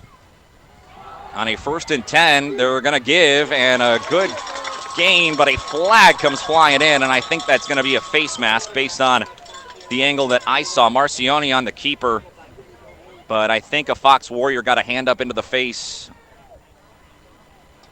And indeed, a face mask will be the call, and so that's the second penalty on Fox after the false start early on in this game. Now 2 penalties for 20 yards, and that one hurts because you had Desmet backed up deep in their own territory, and now you put them pretty much back at where they started their previous possession. Granted, it's still on their own side of the field, but at right around the 46-yard line, that is where where Desmet now takes over after the 15-yard face mask penalty. Scoreless here, 5:40 remaining in the first. Desmet on 1st and 10. Marcioni in the shotgun on his right hip. He hands it off. It's to Schneider. Schneider, good first contact burst as he broke through the first wave and got about 5 yards. And he is certainly the smallest of the bunch of these talented running backs. As I said, Schneider is committed to play for the Maryland Terrapins next year, but he stands only 5'6", 175 pounds. He is a water bug of a back, and they have gotten the ball into his hands a few times here early, and he has done well with it. 2nd down and 5 as Desmet comes up, shotgun Marcioni. He hands it off once again into the hands of Schneider, and Schneider is going to be bottled up right around the first down marker. It's going to be close. It'll be a 3rd down and short, 3rd down and about 2 as he gets out to the 46-yard line of the Fox Warriors. Another good gain there. 3rd down and 2. Desmet going from right to left here in the first quarter. 4:30 remaining here in the first. We're scoreless, and the Class 6 semifinal between Fox and Desmet. Marcioni in the shotgun, 3 receivers right, 1 left. In the backfield, he's got Schneider at his right hip. Checks both sides, puts his hands up, and now he'll clap his hands and receive the snap. And a little counter fake, and they throw it out wide. And oh, baby, good speed, and they get the first down out to right around the 39-yard line. And another good pitch and catch on the outside, and that one, another Coldwell Banker Halsey Real Estate first down. Looks like it was Willis again, as they've gone his way a few times here so far. And so it's now first down. Oh, no, wait, they're getting backed up. Excuse me. I had it wrong. Penalty is on Desmet, so they'll back up. 3rd down and 7, a 5-yard penalty. And the first on Desmet. Just trying to figure out the jersey number. These jerseys are tough to read for Desmet. Let me tell you what. 3rd down and 7. Now at their own 48. Marcioni back to throw. He gets pressured. He gets out of danger, and he flips it out. And it's completed, but for a short gain. And it's short of the first down marker. But that'll set up a 4th down and 2, and I expect the Spartans to go for it. Once again, it's Willis as he picks up 5, and they continue to target him here early on, despite coming into this game with only 3 catches on the year. That's why I wasn't sure if it was him or not. 3 catches on the year. He's got 3 catches already tonight. 4th down and 2. Desmet with the running back in the backfield, and the pistol is Marcioni. And a big tackle in the backfield. What a play by Luke Pisoni. Oh, baby. He tackled him for a loss. That's a big young man to bring down. Ja'Kalen Johnson got the carry. No, actually, it was Taj Butts. Taj Butts, 5'11", 205, and Luke Pisoni said no problem. He chopped him down like a lumberjack in the forest. What a play by Luke Pisoni. And the Fox Warriors, for the second time tonight, have forced a 4th down turnover on this Desmet offense. Fox is coming to play, folks. 1st and 10 from their own 46. And they're going to fake the give and throw, and it should have been pass interference, as I believe it was Maxey who was running the seam route. They ran a little play action fake. Maxey, indeed, yeah, he was the intended target. They ran him right up the seam, and he ran right into a Desmet defender as the ball was arriving. Looked a little early, but they say no penalty. They just call it incomplete, and so it's now 2nd down and 10. But there you go, folks. Your first pass attempt tonight for Brock Inman. Told you he attempts about 4 passes a game on average. 2nd down and 10 from their own 46, and they fake the give up the gut. They pitch it out wide. Maxey puts his foot in the turf, but he is not going to get to the edge, as an excellent tackle is made there by the Desmet defender. I believe it was Caleb Purdy who got in the backfield, and Maxey is still going backwards here so far. That one's a big loss. That loses about 6. And so it's now 3rd down and 16. And we'll see what they decide to go with here. You saw the little play action pass attempt right there not too long ago. We'll see what they decide to do here, if they want to try to maybe throw the football here on 3rd and forever. But the danger is that this defensive line is as good as anybody in the state, maybe in the country. 3rd down and 16. And they run the reverse to Maxey, and he gets absolutely nowhere, as he is bottled up only about a yard, maybe not even that. And it's going to set up another 4th down and long. And so far here tonight, Fox has showed up on the defensive side, but on the offensive side, they have nothing to show for it. They have -7 rushing yards by my count here so far in the first quarter, and we've got 2:05 remaining in the frame. 4th down and long, and they'll send it away. Great punt last time. This one's got good air under it too. And it takes a Fox roll. That is perfect. Can they down it inside the 5? It rolls inside the 5, and they're going to down it at the 4. What a punt. How about that? Brock Inman doing a little bit of everything here tonight. Big play on defense, and he sends it away and pins him down deep. 1:50 remaining here in the first quarter. Desmet and Fox are scoreless here in the first of the Class 6 semifinal. Let's thank a few sponsors for making tonight's broadcast possible, as we would like to thank Applebee's in Farmington, C&C Suppliers in the Flat River Loop in Farmington, Coldwell Banker Halsey Real Estate in Farmington, and Cole's Tractor and Equipment in Farmington. So here comes Desmet, backed up on their own 4-yard line. In the backfield is Butts, and they're going to give to him. Then a good little carry, and he's still up, but he'll get out to right around the 10-yard line. It looks like about 6 yards, maybe a little less. And so a good carry on the first down tote there. And these jerseys are tough, folks. But Butts is the big man in the backfield. And so Butts with a good carry on first down gets 6, 2nd down and 4. Trips to the near side, and that's where they roll. And the pass is knocked away and almost intercepted. It was Connor Sparks, the senior, who got his hands on it, and he almost had the interception inside the 20-yard line. A dangerous throw there from Marcioni, and he's had a few of them that have gotten a little bit away from him here so far in the first half, or in the first quarter even. Minute 14 remaining in the first. 3rd down and 4, another huge play here. If they could get a stop here, you could force a punt and give yourself a chance to be in great starting field position. Because the wind, they would kind of be kicking into the wind right now with it blowing left to right. Empty backfield, 3 receivers near side, 2 to the far side. Marcioni, high snap, and he somehow pulls it down, and he's going to keep it himself, but he is nowhere near the first down line. And that's going to set up a 4th down and about 3. So Marcioni on his first keeper tried to do it once before, but a penalty pushed him back. That time he does keep, but it was a tough snap. I mean, he almost lost it over his head. Fortunately, he leaped high and brought it down. But so here we go. Fox with an opportunity, a great starting field position, wind blowing into the kicker. And it's Jihad Thompson back deep to return.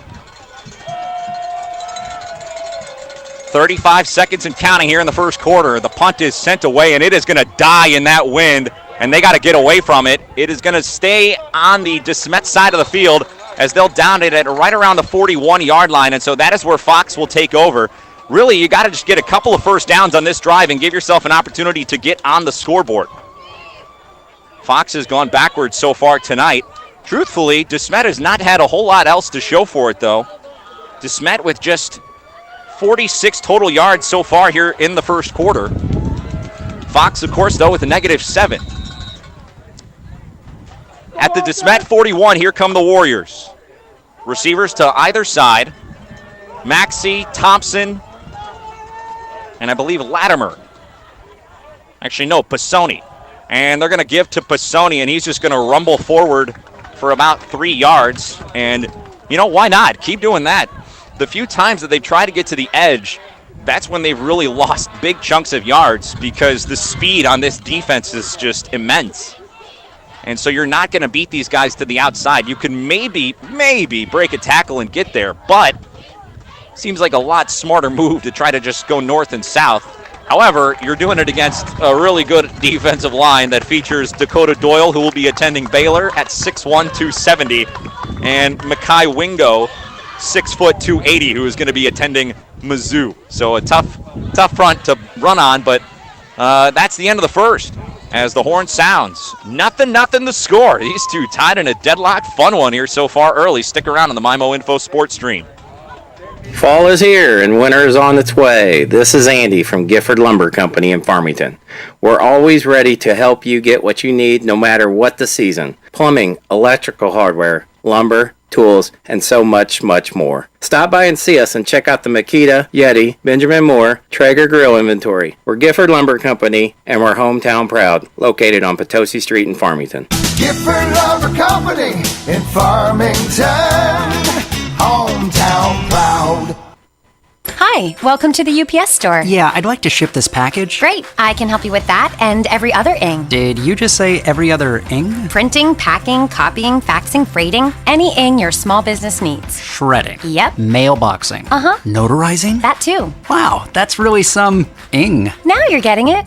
The UPS store. Every ing for small business. And of course, shipping. Hi, this is Jim, owner of the UPS store in Festus. See us now at our new location at 650 North Creek Drive next to Tiger Express Car Wash.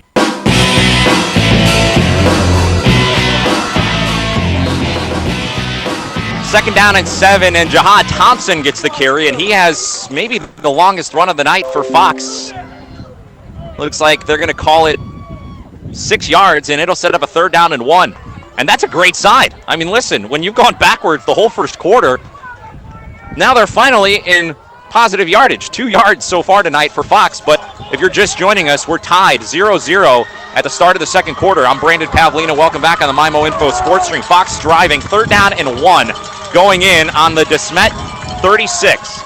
And they're going to give it up the gut. Pisoni falls forward, and he is going to be right around the line of scrimmage. It's going to depend on the spot. Looks like they're going to give it to him. Yeah, I think he's got the first down yardage. Indeed, he does. How about that? There you go. They call it 3, and Luke Pisoni, all 3 of his carries have gone for positive gains, as he's had himself a nice start to the night. 5 yards, 3 carries. So 60 seconds gone here in the second, and Fox now going in on the, I was a few yards off. They're going in on the 30 of Desmet.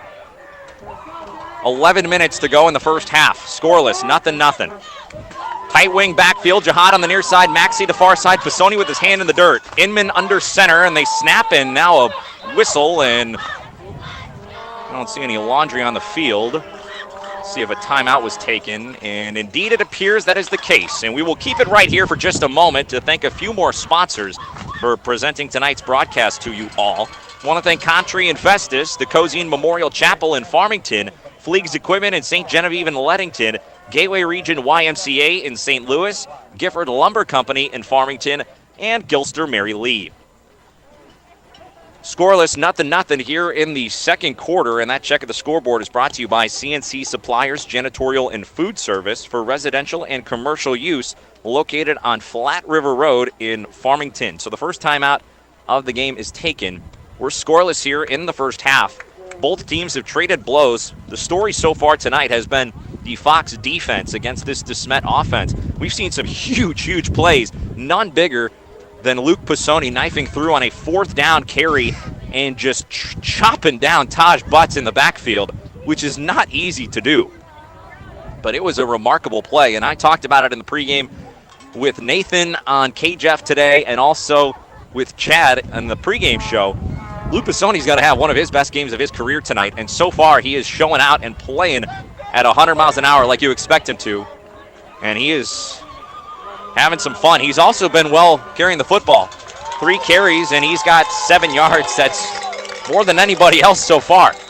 So here we go. 1st and 10, 10:47 to go in the second quarter. Fox driving in Desmet territory. They fake the give. Inman pitches, and now they lose the football, and Desmet jumps on it. And that is what you could not do in that situation, as Inman got hit in the backfield, and as he tried to throw it, I mean, he had bodies wrapped around him. He tried to pitch it out to Thompson. Thompson let it glance off his hands, and it hit the deck, and he just couldn't quite scramble to get on it. So a turnover for Fox after they get their first down of the night, and now they've got to go back on defense and try to stop the Spartans once again. They've done so all night long, but you can only keep a good man down for so long. Let's see if this defense has another good response after a big-time turnover. Desmet has it at their own 45-yard line. 2 receivers to either side, running back in the backfield. And back to throw is Marcioni, near side, and a big hit! How about that stick from Mike Merlenbach? This Fox team is flying around. They got it into the hands of Rashad Smith-Harvey for about 2 yards, but he caught it in the air, and Merlenbach planted him in the turf. I mean, absolutely planted him. He caught him in the air and just dropped him. 2nd down and 8. 10:05 to go here in the first half. Marcioni is going to hand it off. It's to Barfield, and Barfield with a good head of steam. He gets chopped down too, but he has himself near a 1st down run. And you see, actually, it looks like he does have the 1st down, as they will call it a gain of 9, and that moves the chains of Coldwell Banker Halsey Real Estate 1st down. You see when this team, when these running backs get going, they've just got so much power behind them. But so far, we've seen a lot of excellent plays by this Fox defense, but now after the 1st down, a little momentum. We'll see if they can stop it. Barfield's in the backfield, 3 receivers near side, 1 to the far side. Marcioni in the shotgun. Barfield's at his left hip, gets the snap, looks near side, drops back to throw. Now they're going deep, over the top. Home run ball, and it is dropped. They had the touchdown. It was in and out of the hands of the intended receiver. Believe it's Schneider on the far side out there. And so that could have been 6, as they just went right over the top and ran past everybody, did Schneider, but unfortunately he could not quite corral it in. And so that makes it 2nd down and 10. Fortunate for Fox. Desmet kicking themselves because they had a touchdown. 3 receivers near side, 1 far side. Barfield to the near side hip, right hip of Marcioni. Receives the snap, looks near side, and he throws it, and it is going to be pulled in. Good catch. That time, Rashad Smith-Harvey is able to make the grab and get down. And he's asking for a face mask there. He's not going to get one. Excellent tackle there in the open field. And so now it's a 3rd down and short, and this has been the best drive by Desmet so far tonight. 1st down not too long ago, and now knocking on the door again. 3rd and 1. It's Barfield in the backfield, and Marcioni's going to keep near side. He breaks through, and he's going to be down at the 25. But a good gain there, as they'll call it 9 yards. And so Marcioni with his longest run of the night. That actually ties the longest run by any player for Desmet in this one. And it's another Coldwell Banker Halsey Real Estate 1st down. And now bend but don't break, right? You can either try to force the turnover, or You just got to get a stop and try to keep them to 3 points here on this drive as they're now set up at the 25-yard line. 3 receivers far side, 1 near side. Barfield on the left hip of Marcioni, and they fake to him and throw it out wide, and it's tipped, and it's dropped. Believe it was Willis again, the intended target, and he just could not corral it in. It glanced off his hands, and that's been fortunate so far for Fox here on this possession. A couple of drop passes that would have resulted in some big plays. 2nd down and 10 now, 8.5 remaining in the second. Going in on the 24-yard line, Marcioni in the backfield, 3 receivers left, 1 to the near side. Barfield at his right hip from the shotgun. He claps his hands and gets the snap. Back to throw, looking left side. Now he looks near side on a little short hitch route, and they throw it out of bounds. The intended receiver was Smith Harvey, but just a bit out of his reach. He's not the biggest guy in stature, and a little bit out of his reach. And so here you go. Bend but don't break. 3rd down and 10. You got to keep this to a short gain, if any. Back-to-back incompletions from Marcioni. We'll see if they decide to let him air it out on 3rd and 10. Going in on the 24, 3 receivers left, 1 near side. Barfield at the left hip of Marcioni in the backfield. Shotgun formation, he gets the snap, looks left side, and now he's going to flip it out short to his running back, and a good tackle, and they're going to be short of the 1st down. Excellent play in the open field by Connor Sparks once again. So Barfield with the catch and run of, looks like they'll call it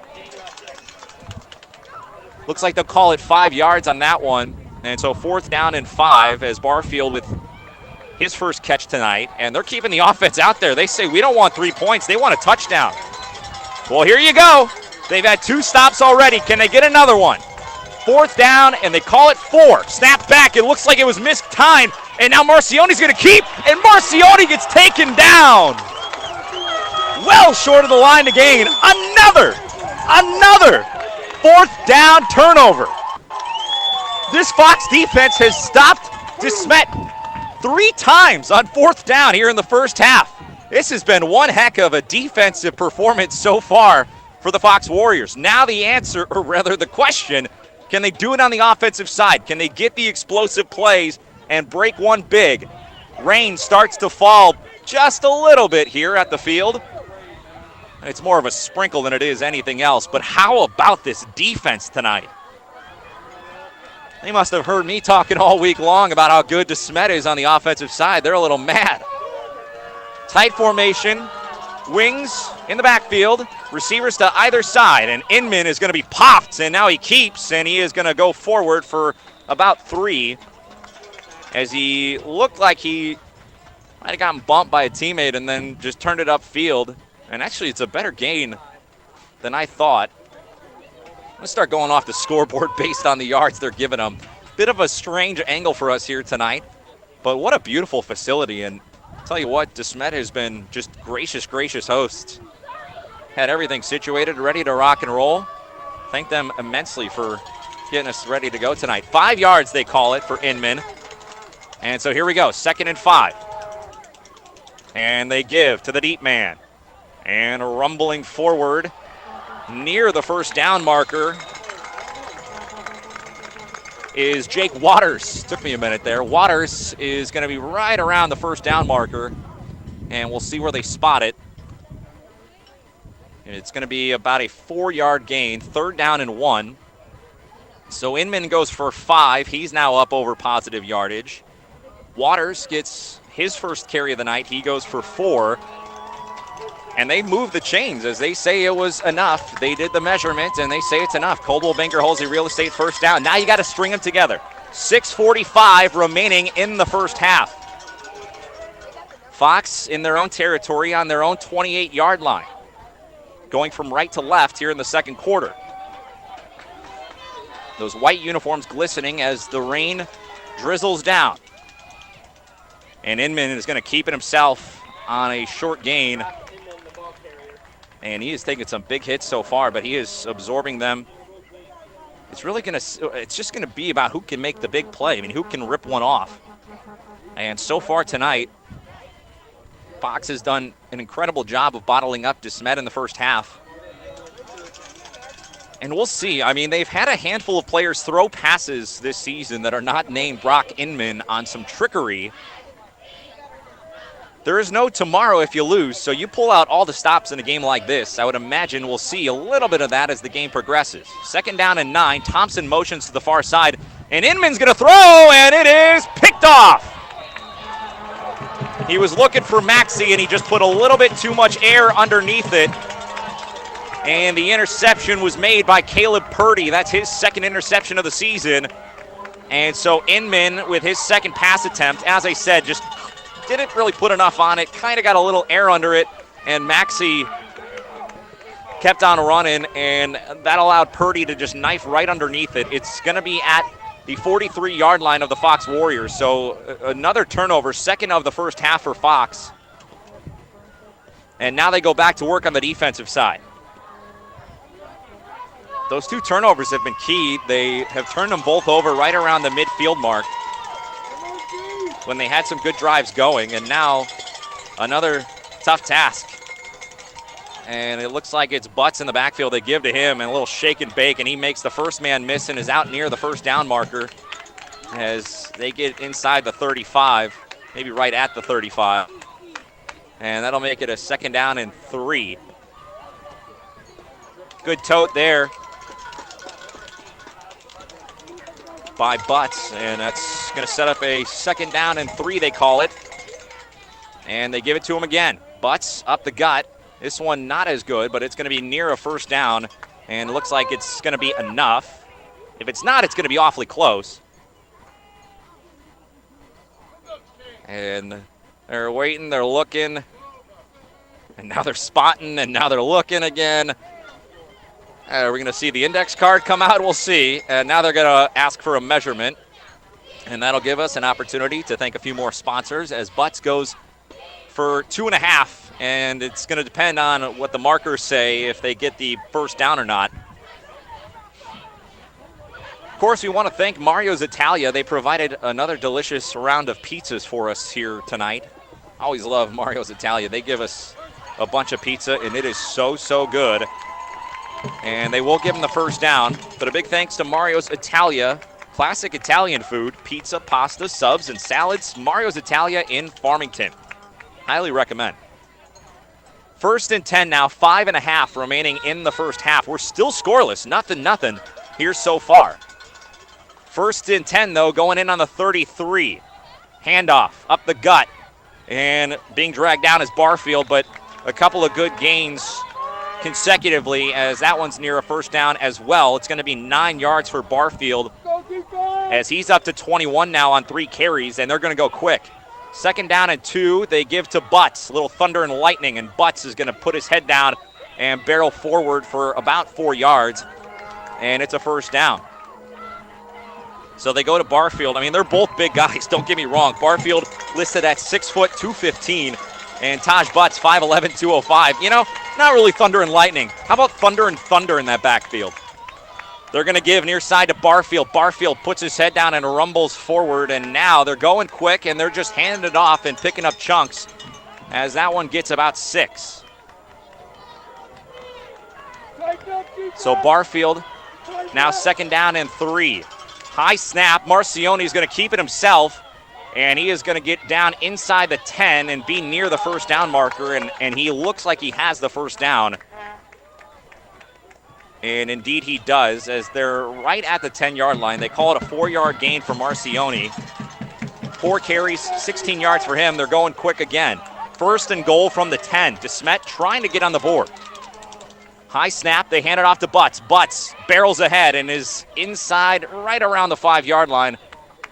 Looks like he's going to be stopped up at the 6. So 4 yards for Butts on the first carry on the 1st and goal run. Now 2nd and goal from the 6.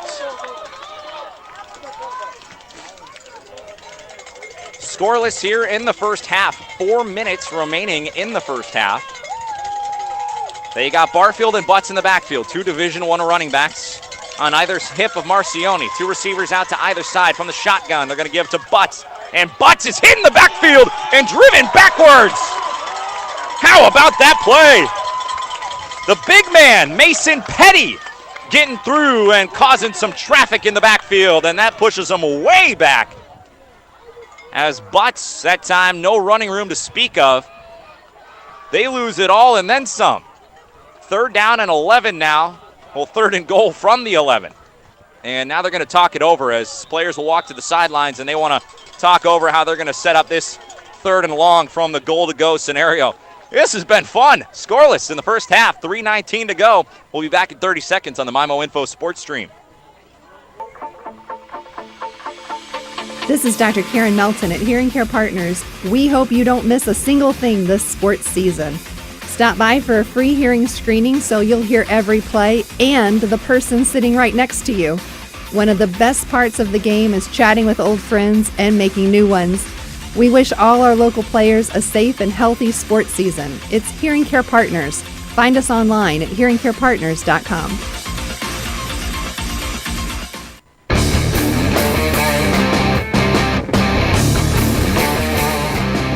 Welcome back here on the MIMO Info Sports Stream. I'm Brandon Pavlina. We're scoreless in the first half between Fox and Desmet in the Class 6 semifinals. I don't think anybody would have predicted that. You could have made a lot of different predictions about this game. I don't think we would have expected both of these teams to be held scoreless at this stage of the contest. 3:19 remaining in the first half. And Desmet is threatening 3rd down and goal as they're going in on the 11-yard line. So far in this first half, Fox has stopped Desmet 3 times on 4th down. 3 times. That's what's allowed them to stay in this ball game. Here's their toughest task yet, though. 3rd and goal from the 11-yard line. A stop here would be huge. In the backfield, it looks like they've got Barfield to the near side hip of Marcioni with 2 receivers to either side. Back to throw. Thought about swinging it out. Marcioni gets hit, but he gets away. Marcioni scampers, and he's into the end zone. Touchdown! The quarterback, Seth Marcioni, kept it himself. He was pressured in the backfield, and Fox had a chance to bring him down. But he ducked and dove and knifed his way into the end zone. And that's the first score of the night. It comes with 3:13 remaining in the second quarter as Desmet on the board and leading 6-0. They had a chance. There was a player who got a piece of the jersey of Marcioni in the backfield.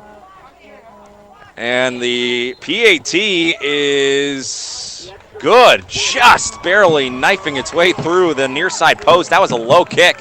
So 7-0 Desmet here in the first half. And Desmet will receive the second half kickoff, so that is big right there. 3rd down and 11, and the quarterback gets away for an 11-yard touchdown run, and that is a tough one to swallow for Fox, who has played about as good as you possibly can here in this first half.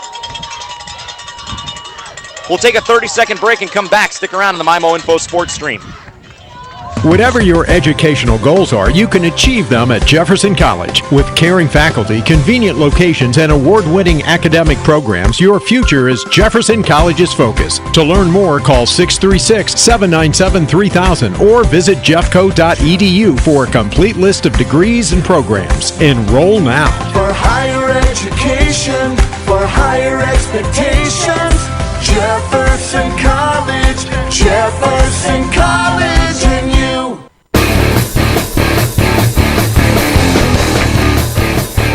So the Desmet Spartans are on the board first, but it took a while. 3:13 remaining in the first half. Desmet now leads 7-0 after the 11-yard touchdown run on a 3rd and goal by Seth Marcioni.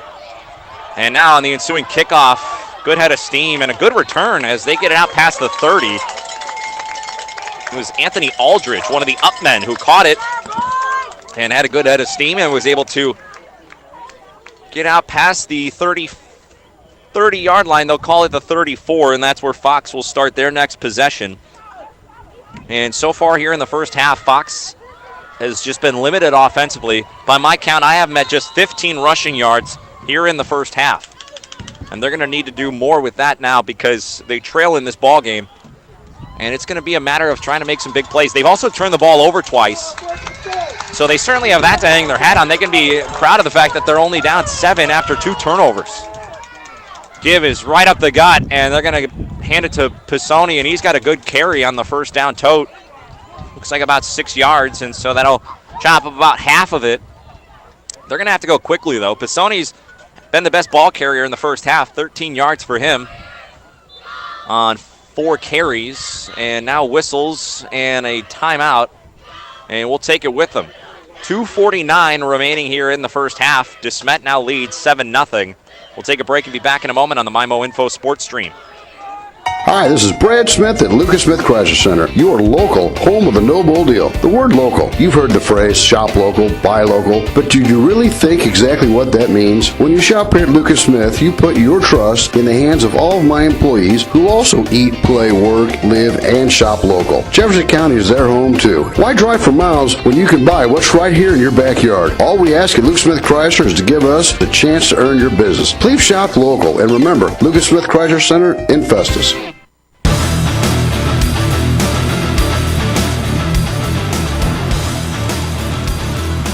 Welcome back here on the MyMo Info Sports Stream. I'm Brandon Pavlina. It's been a fun first half. Low scoring, though. 7-0 the score. Desmet leads the Fox Warriors. And Fox with possession. Again, Desmet will receive the second half kickoff, so this would be a huge possession, but not a lot of time for Fox to go down and score. 2:49 on the clock. They go the outside carry, and a good one for Pisoni as he's out to the 50-yard line. How about that? Longest run of the night. It goes for 10 for Pisoni. They ran almost like a stretch play to the near side. And Pisoni was able to get the edge and move the sticks. Coldwell Banker Halsey Real Estate first down. So 50 yards to chop up with 2:40 to go in the first half. We'll see how Fox tries to do it. So far tonight, Inman has thrown 2 passes. One of them was intercepted. 1st and 10 from the 50. And they're going to try it again on the outside, and Inman is going to try to keep now, and he will get a positive gain as he ripped it out of the belly of Luke Pisoni, who got hit immediately. And then Inman was tripped up, but somehow stayed on his feet and was able to gain about 3 yards. So that's a good carry. 2nd down at 7. Clock winds, 2 minutes now remaining in the first half. We'll see what they try to do here. Tight wings, 2 receivers either side. Thompson on the near side, Maxey far side. Pisoni with his hand in the dirt. And they give to Pisoni. Pisoni breaks through! Pisoni into the second level and down at the 25-yard line. There we go. 22 yards for Luke Pisoni. Best play of the night for either side. And Pisoni rips off a big one. 22 yards, and now another Coldwell Banker Halsey Real Estate first down. And let's see if this Fox team can get in the end zone here before the end of the first half. 7-0, Desmet leading, minute 40 remaining. Same formation, Pisoni, hand in the dirt, Thompson backfield, and they fake to Pisoni, and now Inman is taken down, and actually it looks like they may have given to Pisoni. And yes, indeed, it looks like they did, but he was bottled up and lost a yard, so goes off for 22 and then goes backwards for 1, but you know what? A good sign for Pisoni, though. That's just his first negative carry in the first half. And that's something to be said because a lot of other guys have had plenty. 2nd down and 11. They'll go 2 receivers to the near side now. Thompson, Pisoni in the backfield. And they're going to give to Pisoni up the gut. Pisoni keeps his legs churning, and he's down to right around the 20-yard line. 48 seconds on the clock. We'll see how Tinker decides to play it. Clock winds. 40 seconds remaining in the first half. 3rd down going in on the 20-yard line. 3rd and 4. 2 receivers near side. Inman's going to hand it off to Pisoni, and Pisoni is going to be driven backwards. And so that'll make it 4th down as the clock stops. No, it keeps winding. 20 seconds now remaining in the first half, and a timeout called. And so a great drive by Fox here at the end of the first half, and that's an excellent response after giving up the first score of the night. But now on a 4th down and 2 with just 20 seconds remaining in the first half, we'll see how they decide to play it. If they try to put it up, if they try to keep it on the ground, we'll see what they decide to do. Let's thank a few more sponsors while we have an opportunity here. 7-0 the score. Desmet leads Fox in the Class 6 semifinals, and we want to thank our sponsors for making tonight's broadcast possible. Hearing Care Partners in Farmington, Home Pools and Spas in Leadington, Jefferson College in Hillsboro, and Lucas Smith Chrysler in Festus. So here on this drive alone, Pisoni has garnered over 32 yards on the ground, and that, well, more than doubles the total that Fox had on the ground the entire first half. So this has been their best drive of the night, and it's not even close. All right, here we go. 4th down and 2, going in on the 18, and they're going for it. Wing backfield. Thompson gets the handoff on the edge. He's going to try to cut back, and I don't think he got it. It's going to depend on the spot. And I got a tough angle on this side. It looks like no reaction just yet from either side, and now finally they do say that he didn't get there, and so it's a turnover on downs. And Desmet is able to get off the field after an excellent drive by Fox. And so in the first half, I've told you before, Fox has had 3 4th-down stops on this Desmet offense. That time, Desmet gives the Warriors a taste of their own medicine as they get the stop on 4th down. So Thompson gets the carry, only gets about 1 of the 2 yards they needed. And so now, 14 seconds, and you got to play home run defense because they have players that can flat out run by you. And they're just going to take a knee and send it to the half, and why not? What a contested first half between these two teams. 7-0 the score as we're going to hit the break. This has been a lot of fun. Stick around here, folks, as we've hit halftime on the MyMo Info Sports Stream. Desmet leads Fox 7-0. We'll take a break and come back with the the Parkland Health Mart Pharmacy halftime show. Parkland Health Mart Pharmacy halftime show. That's coming up next. Stick around on the MyMo Info Sports Stream. A Strong Tomorrow starts today at the Jefferson County Family YMCA. Now through November 30th, join for just $21 and pay no dues until 2021. Get a jump start on the new year with a membership that includes adult group exercise and aquatics classes, the indoor pool, fitness equipment, and more. You can also help make your community stronger by participating in the YMCA's Angel Tree program to help families in need have a good Christmas here in Jefferson County. For more information, contact us at 636-931-9622 or visit gwrymca.org. Purchasing a hot tub is one of the best decisions you can make for you and your family. Hi, I'm Megan Osbar, manager of Home Pools and Spas in Ludington. There is nothing more rejuvenating than stepping into your own spa, transcending into luxurious and therapeutic relaxation. If you are considering purchasing a hot tub, I invite you to stop in and see what we can do for you. We are Home Pools and Spas on the outer road just south of Ludington. Home is where the fun is. Going home, pool and spa. Champions are made here. On our courts, on our fields, and in our classrooms. Why settle for ordinary when you could be part of greatness? Mineral Area College. Become a Cardinal today.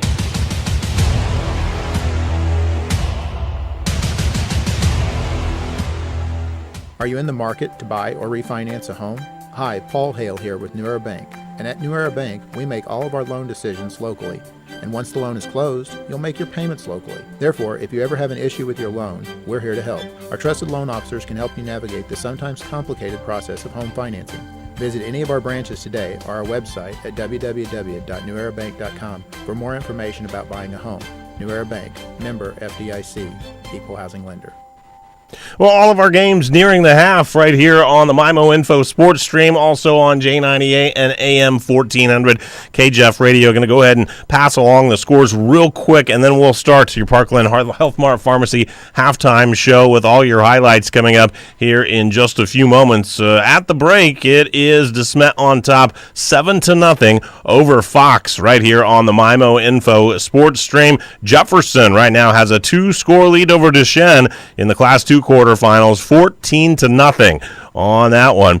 And we've got a good one going in the Class 4 quarterfinal play on our affiliate J98 tonight, as Festus has scored in some unconventional ways to make that one a game as they trail Union 20-13, just a minute left in the first half at Union. We'll have your full Parkland Health Mart Pharmacy halftime show coming up right here on the MyMo Info Sports Stream and J98 The Boot. Hey, if you haven't been to Patsy's Furniture in Park Hills lately, then you haven't been to Patsy's Furniture. Man, the selection is as good now as it's ever been. And that's saying something. Seriously, stop by and say hi to Chris and Jamie. The first thing you'll notice is just how nice they are. They won't hard sell you at all. They'll just let you look around and offer you help when you need it. And we're talking about really nice furniture, too, from some of the best-known brand names in the business. Hey, maybe that's why Patsy's Furniture is my only stop when I do my furniture shopping. Patsy's Furniture, right off Highway 67 at the Parkway Drive exit. You'll love to shop at Patsy's. Worry-free, hassle-free. Isn't that the way you want to live? Imagine not having to mow your lawn or worry about leaky pipes. Imagine checking the chore list and living those adventures you've always wanted to. Imagine having peace of mind knowing you are taken care of no matter what. Well, you don't have to imagine anymore. Call 573-756-6768 and ask about independent living at Farmington Presbyterian Manor. Parkland Health Mart Pharmacy wants to remind you that it's time to consider your Medicare Part D sign-ups for the coming year. We are an authorized claim enrollment center, and our claim-certified staff have the training and knowledge to assist you with the information you need to choose the best Medicare Part D plan for your needs. Give any of our stores in Deloge, Farmington, Fredericktown, Ironton, or Piedmont a call to schedule a time to come by and speak with us. Parkland Health Mart wants to be your healthcare partner because we're always caring for you and about you. When it's all said and done, what really matters? For Serenity Hospice Care patient Jack, hospice isn't about giving up. It's not about the end. It's about right now. It's about spending precious time with the people we love. Come on, Grandpa! And the little moments that create lasting memories. It's focusing on what's important to you and remembering life is beautiful in all stages.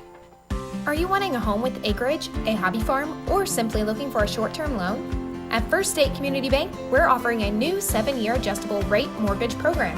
Check out our 7-1 and 7-3 options. Speak to our lending team at your local FSCB branch or visit info.fscb.com/7ARM today to get started. First State Community Bank. Success starts here. Member FDIC, Equal Housing Lender, Bank NMLS number 412605. Gateway Motors in Fredericktown, Missouri invites you to come on down and let us help you find your next vehicle. Purchasing a car, SUV, or truck can be an overwhelming experience. The Gateway crew will help you find the right vehicle for your personal or family needs. We offer 24-month or less, no-interest loans for qualified buyers. Come on down to 509 Lincoln Drive and let us help you find a reliable vehicle that fits your wallet.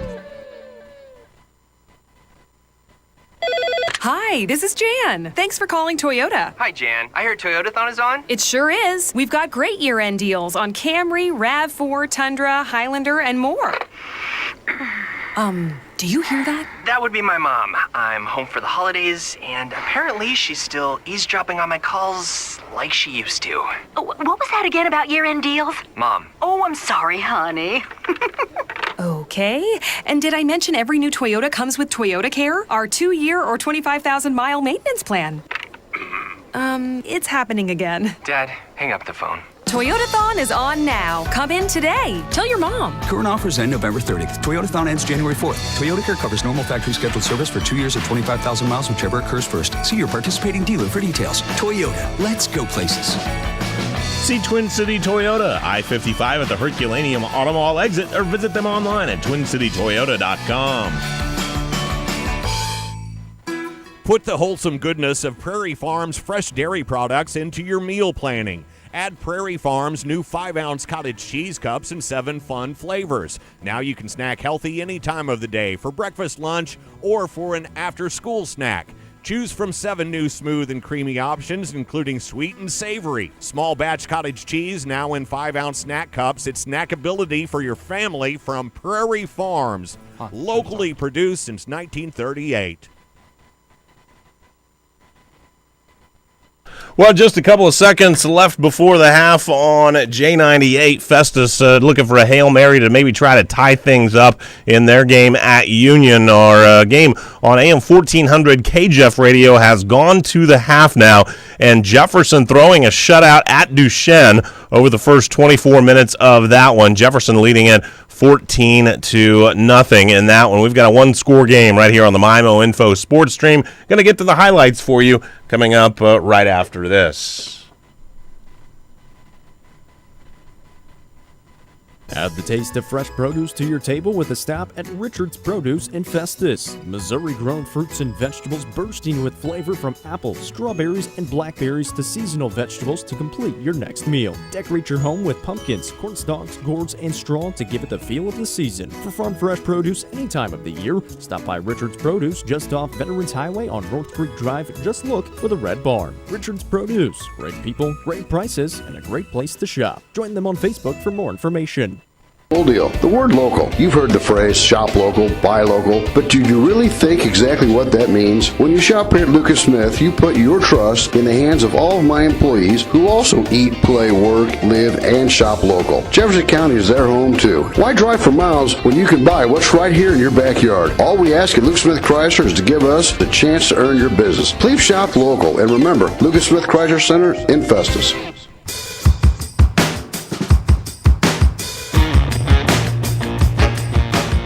Welcome to the Parkland Health Mart Pharmacy Halftime Show on Regional Radio. We'll update you on the scores from the teams across our entire listening area and get you highlights from all of our broadcast action on J98, KREI, KJFF, and MyMoInfo.com. At Parkland Health Mart Pharmacy, we want you to know that local pharmacy is alive and well. A warm greeting, a friendly smile, attention to detail, and efficient service is what you can expect from us every day because we love going the extra mile for our customers. There's no need to stand in line, no need to wait days for your medications. No need to go anywhere else but Parkland Health Mart Pharmacy. Parkland Health Mart Pharmacy is committed to improving the health of their patients and positively impacting the communities they serve.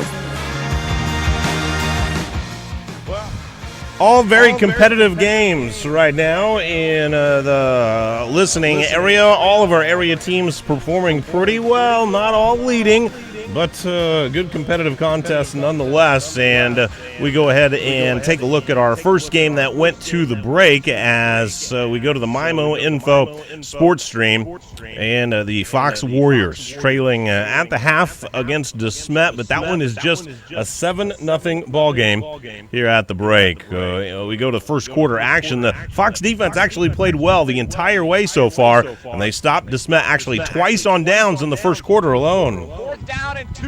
Desmet, the running back in the backfield, and the pistol is Marcioni. And a big tackle in the back. What a play by Luke Pisoni. Oh, baby. He tackled him for a loss.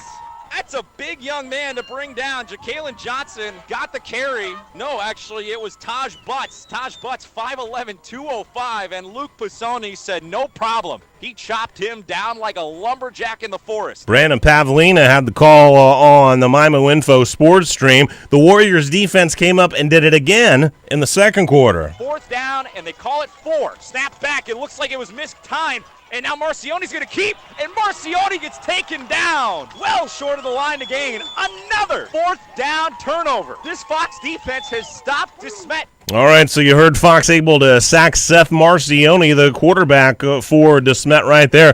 Marcioni, though, went back to pass later on in the second quarter, and this time went into scramble mode. In the backfield, it looks like they've got Barfield to the near side hip of Marcioni with 2 receivers to either side. Back to throw. Thought about swinging it out. Marcioni gets hit, but he gets away. Marcioni scampers, and he's into the end zone. Touchdown! The quarterback, Seth Marcioni, kept it himself. He was pressured in the backfield, and Fox had a chance to bring him down, but he ducked and dove and knifed his way into the end zone. And that's the first score of the night. It comes with 3:13 remaining in the second quarter as Desmet on the board and leading 6-0. And they tacked on the extra point for the 7-0 lead. Fox responded with a drive into Desmet territory. 22-yard run by Luke Pisoni, but they were not able to convert that into points. And at the break, it is Desmet leading Fox in that Class 6 semifinal 7-0. On our affiliate AM 1400 KJEF radio at the half, Jefferson Blue Jays leading at the break against Desmet 14-0, and on J98 right here.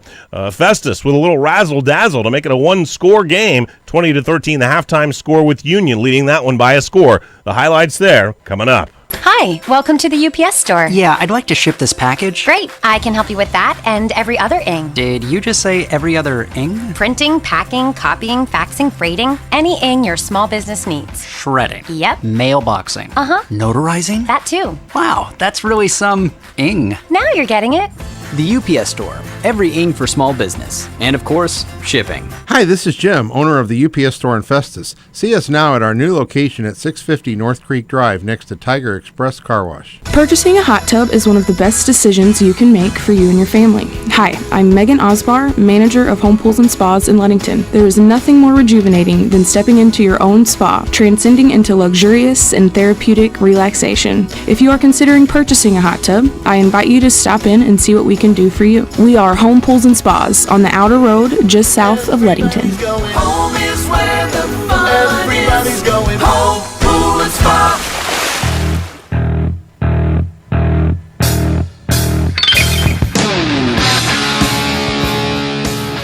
Class 4 quarterfinals right here on J98. Festus at Union. Union 6-4 on the year, but they look awful good early as Gavin Winker capped the very first drive of the game for Union by giving them the first lead. Luke Shaver, Eli Ortman, Cole Wagner, two seniors and a freshman at the linebacker spot. On second down, handoff Boss, straight up the gut, barrels over his tackler, and falls into the end zone. Touchdown Union! 3-yard touchdown run. Gavin Winker gets the shotgun handoff and just falls in 3 yards for the score. And Union completes a long but very impressive opening drive. As with just under 9 minutes left in this first quarter, Wildcats strike first and lead 6-0. Well, if the Union fans liked one Wanker, they liked two even better. On 3rd and 3, they'll hand it off out of the shotgun. Wanker far side, turns the corner around left tackle, breaks one inside the 10, drives inside the 5, gets into the end zone. Touchdown Union. Gavin Wanker had some space around left tackle, made one linebacker miss, and then gets on into the end zone. His second TD run of the night, and his 7th of the year. So 11:25 remaining in the second quarter. Union tacks on their extra point. They go up 14-0. And with the Festus offense stalling, special teams responding seconds later. Case Martin breaks some tackles, gets past midfield for Festus, inside the 40, inside the 30, inside the 20, and into the end zone. Touchdown Festus. Case Martin, 95 yards, and Festus out of the break gets exactly what they need as they're on the board, and they've cut the deficit in half to 14-6 in the opening minute of the second quarter. Case Martin, who has been a dangerous return man throughout the year, breaks one on a kickoff for the first time this season. All right, Festus gets the extra point. We're talking about a 14-7 game. But the story of this one in the first half, too much Wanker. Quickly Union to work on 2nd and 1. 2 in the pistol with Hughes. Handoff Wanker up the middle, dragging tacklers. Barrels, gets into the end zone. Touchdown Union. For the Union touchdown. What a night for Gavin Wanker, the senior. He comes up with his 3rd touchdown run of the game already. That one from 6 yards out. He's up to 80 yards on 9 carries, and Union has its response with less than 8 minutes to go in the half as they now make it a 20-7 lead. Well, with the regular running and passing game failing to produce any points for Festus, A.J. Afadale went deep in the play to make it a one-score game late in the first half. Interesting formation here. Everybody's bunched up near the line. They're running the fumble. Ruski turning the corner here near side, having some room on 4th down. They give it to, look like Cole Wagner. He's dragging guys down inside the 10, drags men inside the 5, and gets into the end zone. Touchdown Festus. They ran the old Nebraska fumble Ruski. And Casey Martin, who got them on the board with the kickoff return for a touchdown, rarely uses a ball carrier. That's just his 2nd rush attempt of the year. He gets the handoff here on the fumble Ruski, and he will take everybody into the end zone on 4th and long Festus scores, and late in the first half makes it 20-13. No extra point this time, 20-13, our halftime score. We will return you to the second half of our game on the MIMO Info Sports Stream. Fox at Desmet, and that is a 7-0 Desmet lead at the half. The Fox defense keeping them in it on that one. When we come back, we'll have our highlights from our game on AM 1400 KJF for you right here on J98. So we'll head you back out to Fox and Desmet after this time out. We're just going to jump right back on into it, folks. What's going on? I'm Brandon Pavlina. Welcome back here on the MIMO Info Sports Stream. 7-0 the halftime score. Desmet leading the Fox Warriors, and Desmet will receive the second half kickoff. The big story was how well Fox played on defense in that first half. You heard a few of the highlights, but Fox forced 3 turnover on downs in that first half. 3 times they stopped Desmet on 4th down. And they're going to need plenty more of that in the second half. They're going to need to pretty much put an exact replica of what they did on the defensive side out on the field for the next 24 minutes. And they're going to need to find some offensive footing, because in that first half, all they had was 56 yards to show for it. All of them on the ground, and most of them from Luke Pisoni, who had 44 total yards on the ground. For Desmet, 38 yards through the air, 85 on the ground in the first half. 7-0 the score. Desmet will receive the second half kickoff. Both teams are on the field. Desmet will go from left to right here to start off the third quarter. A couple of guys deep to return. On the far side over there is Schneider, as he's going to look to try to maybe make a play here on the opening kickoff. 7-0 the score. Desmet leads Fox as we start the third. We'll see what the Warriors have drawn up here. They're going to send it away, a short pooch kick, as it's going to get all the way down and be taken down. And that's going to be where they'll start their possession. As my depth chart just completely shot away from me here. And thank you. Somebody retrieved it from me. Thank you so much. So here we go. 12 minutes on the clock. Third quarter getting ready to start. 7-0 the score. Desmet on top over Fox, and they'll bring their offense back out on the field. As I told you, for Desmet here in the first half, they put up over 120 yards of offense, but that's not a lot for this team. Fox has been playing great on the defensive side. 3 receivers near side. They fake to Barfield. No, they give to Barfield. Barfield on a sweep has a good carry on the first down run, as Fox, starting a good field position after the short pooch kick, began on their own 37-yard line. And after that 7-yard carry, they're out to the 44. Marcioni, the lone scorer in the first half. And they go back to work. 3 receivers to the near side. They hand it off. Up the gut goes Barfield. Barfield breaks through. Barfield breaking tackle still, and out to the right around the 40 of the Fox Warriors. That's a big gain there, as he rips off about 14 for Barfield. So 2 good carries, 7 and then 14, 21 yards on 2 totes for Rico Barfield to start off the second half. And they're going to go right back to him. Flag comes flying in. We'll see what the call is, as that one came right at the snap. It's a 6-yard carry, but it may be coming back. So Barfield goes for 7, 14, and then 6, but whistles. And the penalty is going to be on Fox. Not sure what the call was. The referee put his hand to his chest. Not familiar with that one for me. Unless they're just going to reset the play. No, they're going to give him the yardage. So a good carry for Barfield, and now it's... All right, here we go. Never mind. 5-yard penalty is the call on the Fox Warriors, so they might have been lined up in the neutral zone. And so that'll make it first down and 5 now, and that certainly helps Desmet. And now the referees are going to discuss a little bit more. I mean, I'm as confused as the referees right now. And now Desmet looking around like, what's going on? First down and 5, going in on the 36-yard line on Desmet's opening drive of the second half. They lead 7-0 as the conversation continues between the referees. And so we'll thank a few more sponsors here while we have a moment, As now the Zeros will walk it out and see what they decide. They're going to move it back.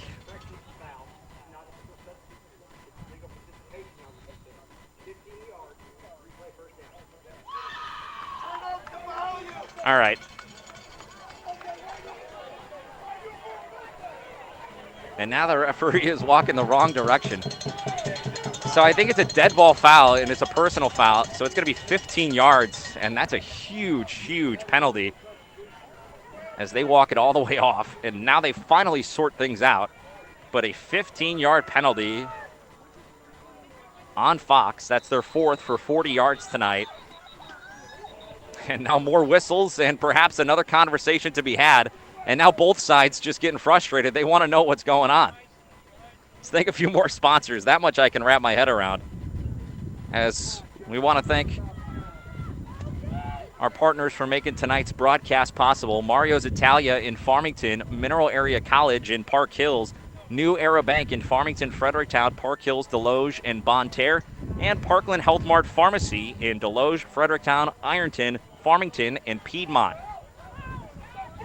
So it looks like Coach Tinker wanted an explanation, and that is why they have been taking so long. Finally, he is, well, maybe not pleased, but happy with the explanation that he gets. And so here we go. 1st and 10 now at the 26 going in.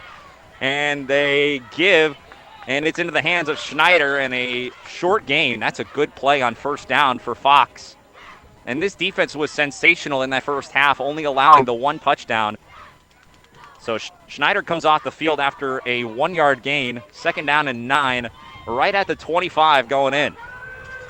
Barfield now back in the backfield. He's been big on this drive. He's ripped off carries of 7 and 14. 2nd down and 9 going in on the 25. Marcioni in the shotgun with receivers to either side, and they fake the give. Marcioni keeps up the gut, and he's going to be near the 1st down marker, right around the 20, call it the 19. And so that'll be 6 yards, and now a big 3rd down. Marcioni with another carry. He's got 6 for 33 yards on the night and the lone touchdown in the ballgame. Fox has been great on short down yardage here so far tonight. They need 2 big stops right here. 3rd down and 3. At the 19 going in. Barfield on the left hip of Marcioni. 2 receivers near side, 1 out left, and now a false start, and that'll help. False start on the offense, and that's the 2nd penalty on Desmet. Just 10 yards on those 2 penalties. But that certainly helps, as now it's going to be a 3rd down and 8. And they're going to sub some players on and off. Looks like Schneider's going to come back out there. So is Ja'Kalen Johnson, the Ohio State commit, as they'll line him up wide on the far side at the wide receiver spot. Doubles to both sides of the formation. Barfield on the right hip of Marcioni from the shotgun. Marcioni checks both sides. 3rd and 8. He's back to throw. And he's going to shoot one over the middle, and it's just out of the reach of Johnson. They put him in, and they targeted him right away. But he couldn't corral it in, and so that makes it now 4th down and long. And do they have another 4th down stop in them? And they're going to send out, looks like the kicking unit. As, Marcioni will come off. And so on 4th down and 8 from the 24, they're going to try about a 40-yard field goal from here. 40 yards to try to make it a 10-point game. We'll see. Snap is high, and it's over the head of and now it's on the deck, and Fox is able to punch down the long snapper. Okay, let's try that again. Snap was bad. The holder could not corral it in, Gavin Baumstad, and he had to jump on it, so it's another turnover. They didn't even get the kickoff. How about that? This Fox defense is some kind of, they've got some kind of magic going here so far tonight on 4th down. I'll tell you what, that was a great break for Fox, as now they'll be set up at the 38. A high snap. It was well over the head of Baumstad. He really had no chance to get that one down. He didn't even catch it. It went over his head, and he just had to jump on it to avoid a return. So here goes Fox. Handoff to Thompson. Thompson is going to get absolutely drilled in the hole, but still is able to keep his legs moving and get a good tote for about half the yardage he needed, as they'll call it 5. And here we go. This is the drive that Fox needs to put it all together. They had it at the end of the first half.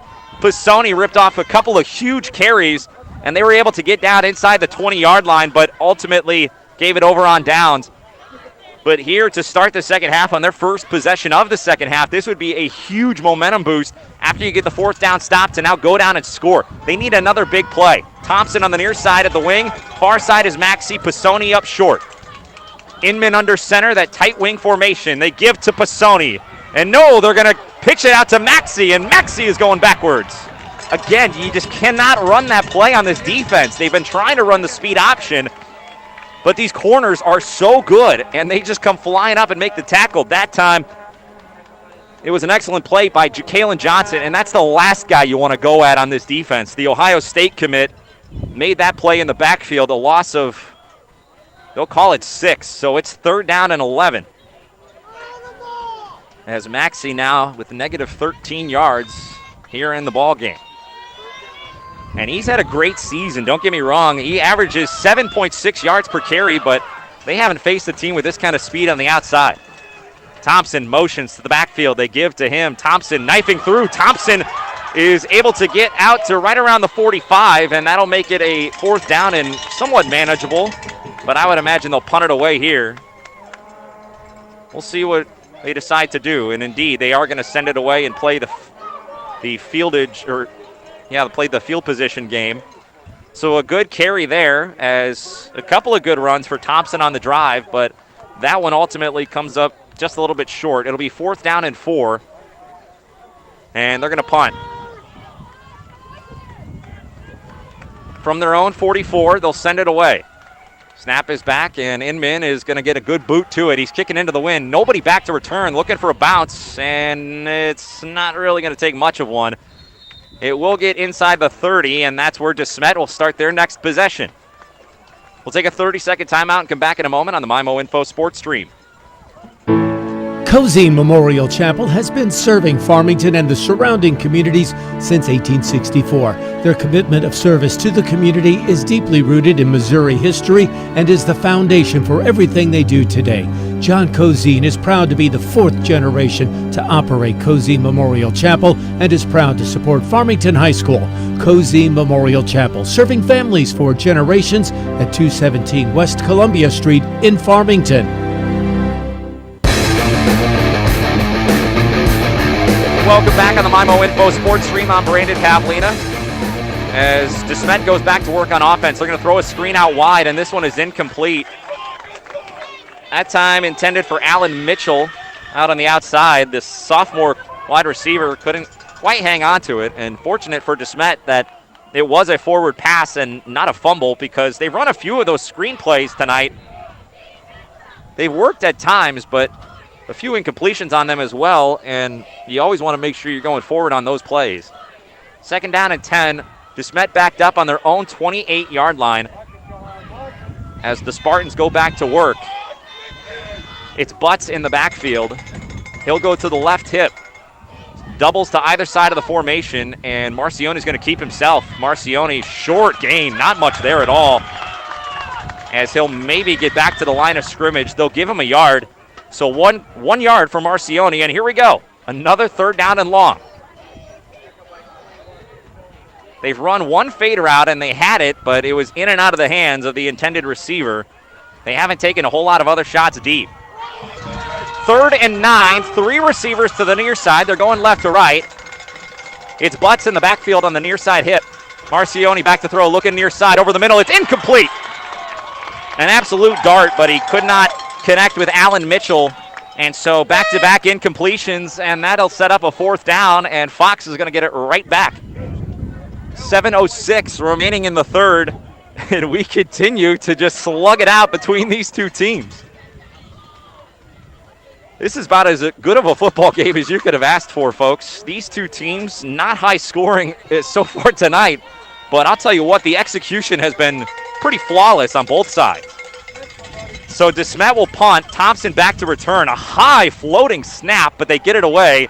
Thompson waits for it. has it, breaks the first tackle, little shake, and he's out of bounds, but he gets past the 40, and so Fox will start near the midfield stripe on their second possession of the half, and we'll see what they do with it here. They decided to punt last time on about a 4th down and 3 or 4, and they would like to avoid putting themselves in that kind of predicament again. As I've told you throughout, they've had a handful of other players throw passes throughout the course of the season. I don't know that it's necessarily time just yet for the trickery, but you may see something from Fox here soon as they try to get onto the scoreboard. 7-0, Desmet leads by a touchdown. And now it looks like whistles and a timeout is called. So we'll take it with them. It's taken by Desmet. They didn't like what they saw on the defensive side. We'll take a 30-second timeout and be back in a moment on the MyMo Info Sports Stream. Mario's Italia serves the best Italian food in the area. Pizza, pastas, calzones, strombolis, salads, and sub sandwiches, all with huge, large portions and the freshest ingredients. You've got to try the Meat Lovers Pizza. That is my favorite. Get Mario's full menu online at mariositalia.com. You'll be satisfied with all the choices Mario's has to offer. Dine in, call it in, or have it delivered. Mario's will even cater your next special event. Open 7 days a week, Mario's Italia, located in the factory at the corner of 1st and A Streets in downtown Farmington. Welcome back here on the MyMo Info Sports Stream. I'm Brandon Pavlina. 7 minutes remain in the third quarter. Desmet leads 7-0, and the Fox Warriors have possession. They're at their own 43-yard line, so 7 yards from midfield, and the Warriors looking to get onto the board for the first time tonight. They're going to hand to Pisoni. No, Inman keeps, and it's going to be a good gain as that'll keep them ahead of the chains.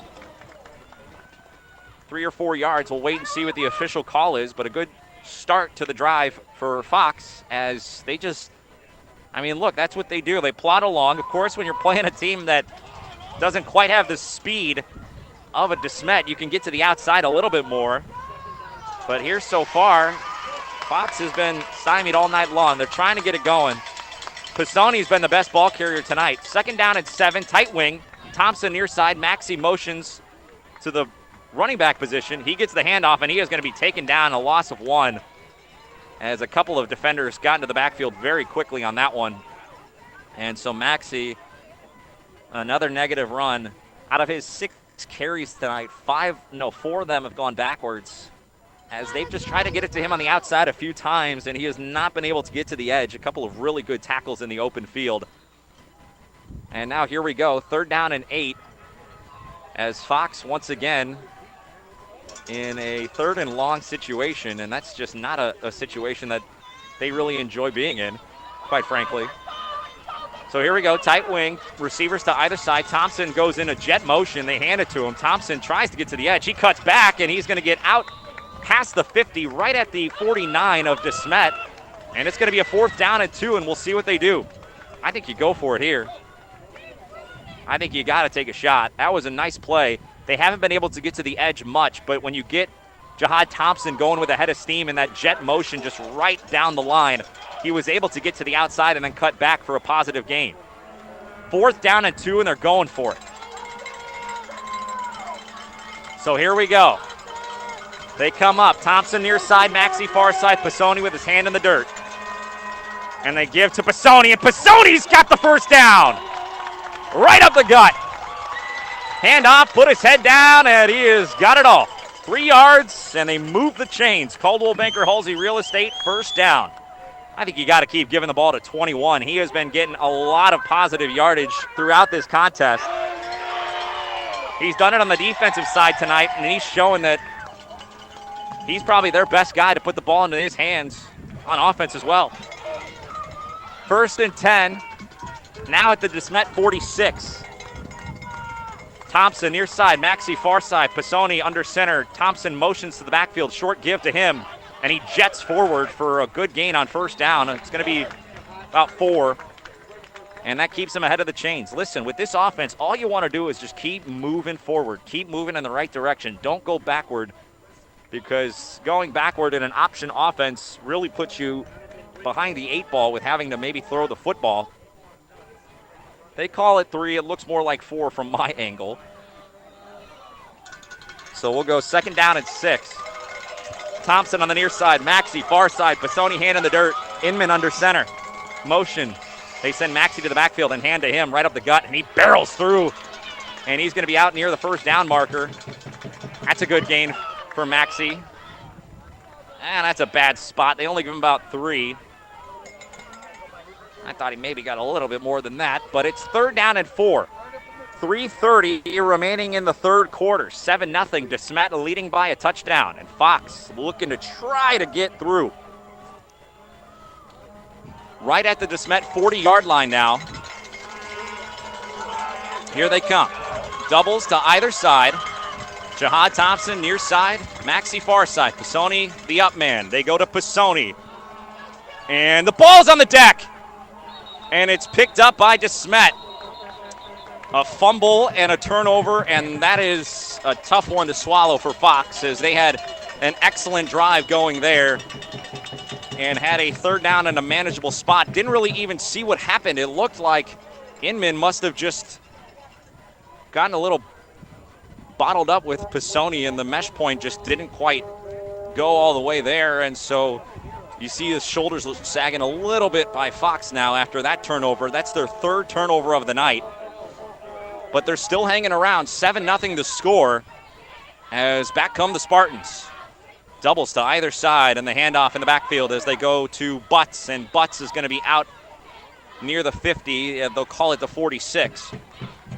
6 yards on his first carry of the drive, as Butts has 22 yards on 8 carries on the night. The one drive that Desmet scored on, they went quick. They were able to get up and get to the line and just continue to run the football. We'll see if they decide to do that here. 2nd down and 4. Doubles to either side. Tight end on the far side. And it's Barfield in the backfield on the near side hip. They motion Amanda outside, and they give to Barfield. And Barfield's got a little running room, but he gets chopped down. Inman with an excellent tackle as he came flying up and met him in the hole.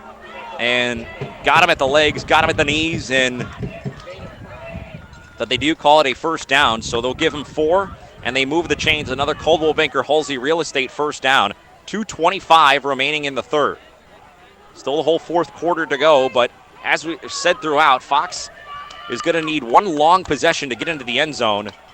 I'm not sure that they have an explosive play against a team that has this much speed. And now another good carry there for Butts, as Butts gets the handoff right up the middle and gets about 8 yards. 2nd down and 1. They'll call it 9. So Butts, another good carry. Now it's 8. 2nd down and 2. But you're starting to see Desmet lean a little bit on this Warriors defense here. Had the big penalty last drive that helped in a big way. 2nd down and 2. Once more, Butts into the 2nd level and out near the 30 before he gets cut down. They'll call it 10 yards on that carry, and so Butts on this drive, 10, 4, 8, and 10, or rather 6, 4, 8, and 10, and he'll head to the sideline and catch a breath. Well, what do? They go to their Ball State man. Rico Barfield checks back in. They go from their Mizzou back to their Ball State back. They fake to him. Throw out wide, and it is almost intercepted, but it hits the deck. As out there in coverage was Ethan Phillips, and kind of a floated pass, dangerous pass, but ultimately it winds up as just a harmless incompletion. They got some pressure in the backfield there. It looks like Marcioni may have gotten hit on the play, but regardless, incomplete pass, and now 2nd down and 10. Minute and a half remaining in the 3rd. Desmet leading 7-0. And they'll hand it off. Barfield up the gut. Barfield near the 1st down, and he's got it. 11 yards on the carry as Rico Barfield rips off a big one. And they just keep on chopping up the yardage now here on this drive. 1st down and 10 at the 20. So Barfield up to 58 yards, and they'll give it to him again. Right side, and he is going to be met and hit and taken down. Good tackle there, a physical play. I believe it was number 5 who got in there, Silas Stranger, who made the tackle. Under a minute to play now, 55 seconds in the 3rd. 2nd down and 6. Well, once again, bend but don't break. You got to really stand your ground here. You need something going backwards. Barfield goes to the left hip of the quarterback, Marcioni. 2 receivers left, 2 receivers right. And they hand it off up the gut, right up the middle, and it's going to be a short gain, and it'll bring up a 3rd down and short. So from the 17, they get down to about the 13, call it 4 for Barfield, and that puts him up over 60 on the night. 62 for him on 8 carries. And so now 3rd down and 3, and the clock winding to 9 seconds, 8 seconds. Are they going to try to get a play off? 3 receivers right side with a tight end, and they will run a play. As a high snap, Marcioni pulls it down, and on a broken play, he has the 1st down. I believe that was supposed to be handed off, but Marcioni skied for the football, and in doing so, the timing was off to try to get the ball down. And Barfield was already past him, couldn't get the handoff, but he took it himself, got the 1st down, and so it's 1st and goal inside the 10-yard line, and the quarter comes to an end. 7-0 still the score, but Fox backed up against it and needing another big stop here at the start of the 3rd. We'll take a break and come back in a moment for the 4th quarter. 7-0 Desmet on the MyMo Info Sports Stream. I'm sitting here at Pizza 101 South in Bonne Terre with owner Dustin. And Dustin, I got to tell you, I am absolutely impressed with just about everything here. Thanks, Mark. We're pretty excited about the work we've done here. I tell you what, the pizza is awesome. The wings are amazing. And don't get me started on all the pastas, the salads, and the other appetizers. We're pretty proud of our food and our selection that we have here. People can come in, they can dine in, they can carry out, and they can pick up from our window. Well, you've got me sold. Pizza 101 South in Bonne Terre. It's the place to be for great family food and fun.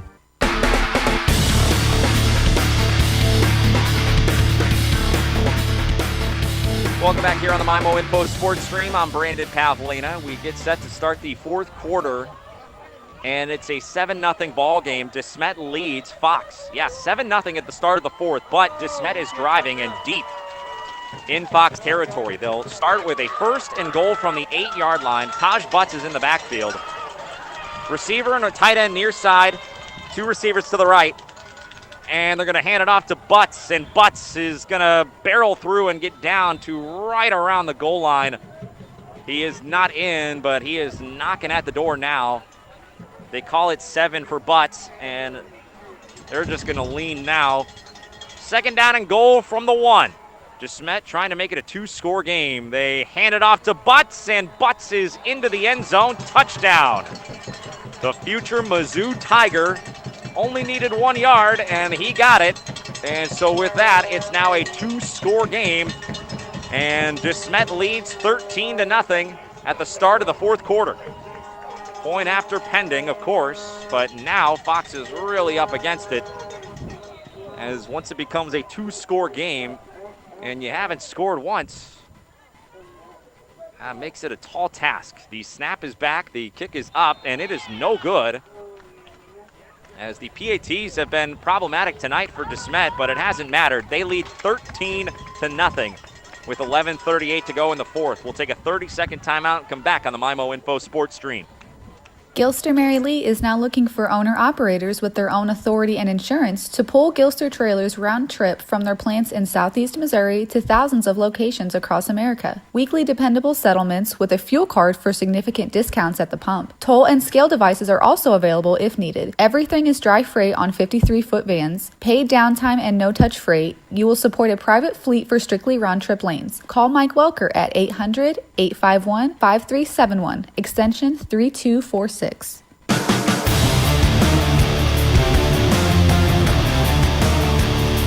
back on the MyMo Info Sports Stream. Just our 2nd touchdown of the game, coming 22 seconds into the 4th quarter, but both of them have gone to the Desmet Spartans. They lead 13-0. The PAT was no good, and now Fox will receive the kick and look to try to get onto the scoreboard. They've only got 11.5 minutes to try to get 2 scores now. Here we go. My tent is going to blow away on me, apparently. Thought I was going to take off flying there for a second. Wouldn't that be a sight to behold? Kickoff is away, and it's going to be a short one to one of the up men on the near side. And a good return as they're able to get out right around the 40.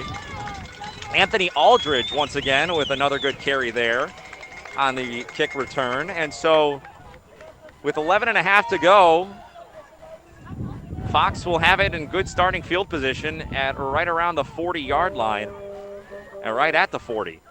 So 60 yards to go as they will try to. Oh yeah, this guy's got the right idea. He sees the. Appreciate you, man. We should tie this thing down. I don't know if this thing's going to go anywhere anymore. We'll see. All right, here we go, Fox. 1st and 10 from their own 40. 11.5 to go here in the fourth. Maxey motions to the backfield. They hand to him. Maxey is through the first wave. Maxey loses the football. And Inman is walking towards Tinker. So I think Fox was able to retain. Indeed, they were. So a really good run by Chase Maxey. They give him 8 yards, but he did lose the football. But they are able to get back on it. As Maxey now, his best run of the night. 2nd down and short as they near the 50-yard line. Maxey near side, Thompson far side. Pisoni with his hand in the dirt. They give to Thompson as Thompson has a 1st down on a pickup of 4 on the near side run. As he's chopped down but moves the chains. Coldwell Banker Halsey real estate 1st down. And I mean, look, flat out, you pretty much have to score on this drive if you're Fox with the time remaining and the way your offense operates. 10:40 remaining here in the fourth. And in plus territory now, going in on the Desmet 47. We'll see if they pull out the trickery. Inman's thrown 2 passes. One of them was intercepted. Thompson far side, Maxey near side. Pisoni hand in the dirt. They fake, and now they're going to pass. Inman's going to go over the top and try to get the play, but it's in and out of the hands of Chase Maxey as he reached up and tried to pull it down, but it was just a little bit past his outstretched arms, and now Maxey's a little slow to get up on the sideline. And he is grabbing at the knee and kind of dragging that left foot. There's a Desmet Spartan that is banged up too, and I'll tell you what, the way I've seen Chase Maxey run the ball tonight and play on defense, that young man's not going anywhere unless he has to, because he is a tough football player. But he is down and in some pain, certainly, and so is a Spartan on the near sideline.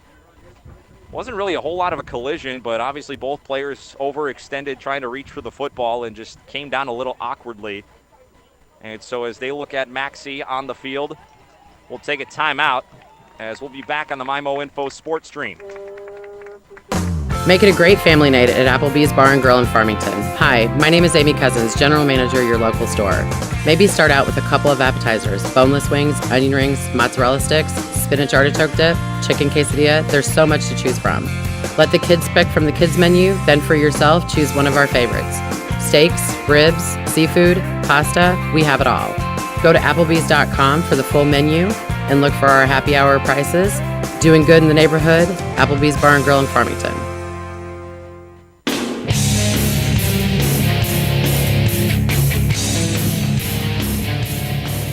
Welcome back on the MyMo Info Sports Stream. I'm Brandon Pavlina. So a pass attempt on 1st down and ultimately an incomplete pass. And Chase Maxey banged up on the play. He's able to get to his feet, but he is pretty significantly hobbled, and he's going to need some help to get off the field. That is a big, a physical, and a terrific football player, as he has been throughout his career for this Fox football team. And he has had maximum effort tonight, and that certainly right there was no different. He laid out for that football. It was just a little bit out of his reach. So as Maxey makes his way to the sidelines, they'll need to rotate someone else in there now. And it looks like it's, well, Jake Waters, of course. So Waters comes to the near side. Thompson, far side. And in the backfield, it's Pisoni. 2nd down and 10 at the 47 of Desmet. And they're going to fake the give to Pisoni, and now Inman's going to cut up field and only get about 2. Short gain on the 2nd down run, and so now 3rd down and 8 as Inman gets to 12 on his 6th carry. I mean, Desmet has just been Well, they've played well tonight. Fox has played arguably even better, all things considered. The offense has just been the problem tonight for Fox, and it's tough when you run that option attack against a team with this much speed. Jahad Thompson, far side motions to the backfield. They hand to him. Thompson, a little bit of daylight, and he's out past the first down marker. So there you go. 9 yards on the 3rd down and 8 carry for Thompson, and they move the chains big time. Coldwell Banker Halsey real estate first down right there. Now you get a chance to maybe try something else with a fresh set of downs. 9.5 remaining here in the 4th. How to try to strike quickly and then force a quick 3 and out if you're this Fox Warrior football team. Tell you what, momentum would certainly swing and things would feel a lot better for Fox if they could get into the end zone here. They're going to turn around and hand it off to Waters. Waters, fresh legs. Waters barreling, and he's near the first down marker. He's got about 9, and so Waters gets just his 2nd carry of the night. He's now got 13 on 2 carries. And another good run. 2nd down and 1. As they're at the 27-yard line going in. Left to right here for Fox in the 4th quarter. 2nd down and 1.5 yards to go. On the near side, it's Waters. Thompson, far side motions to the backfield. They give to him. A little stutter step. Thompson, and he almost broke through. He does get the first down. Another Coldwell Banker Halsey real estate first down. That time he gets 5. And so Thompson's starting to come alive here a little bit late. He's now got 46. And listen, 2 more first downs, you're in the end zone, and that's got to be the game plan right here. They bring in some help as Ethan Phillips checks in on offense. And we'll see if that means they're drawing something up here. Phillips, far side, near side, it's Waters. Pisoni in the backfield. They motion Waters. They hand to Waters. Waters up the gut. He loses the football. And Desmet has it. On the return, they'll get out to right around the 25-yard line. And so Waters, after a couple of good carries, puts it on the deck. And that is the 4th turnover tonight for Fox.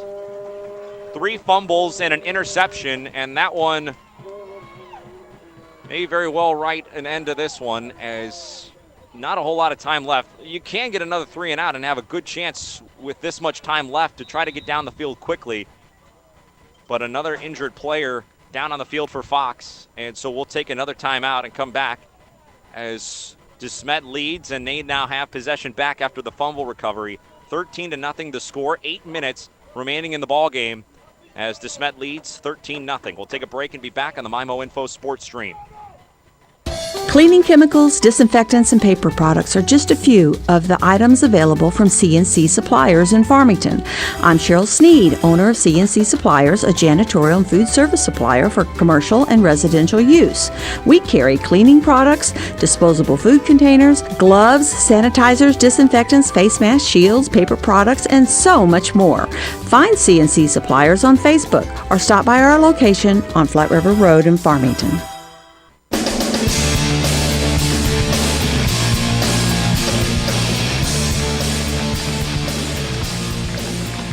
Well, the junior running back, Jake Waters, was banged up on that last play. He had the carry, and he went down in a heap, and he lost the football. That may have been why he lost the football, because, I mean, he went down right away, and he cannot put any weight on that left leg as he is being helped off the field. So you lose Chase Maxey a few plays ago. Now you lose Jake Waters, and now Desmet has the football back with 8 minutes remaining in the game. And you trail 13-0 against the number 9 ranked team in the country. Tall task, but still time left, and that means there's always a chance. Could really use a big turnover here. In the backfield, they're going to hand it off, and a lot of running room as that's a first down carry on first down for the big back Barfield as he gets 11. But an excellent tackle in the open field, otherwise Barfield might still be running. He's up to 73 yards now. He's back in the backfield. Tight end near side with a wide out. 2 receivers to the right. It's Marcioni in the shotgun with Barfield lined up right behind him in the pistol formation. And they're going to give Barfield another good carry, and he's out to the 50.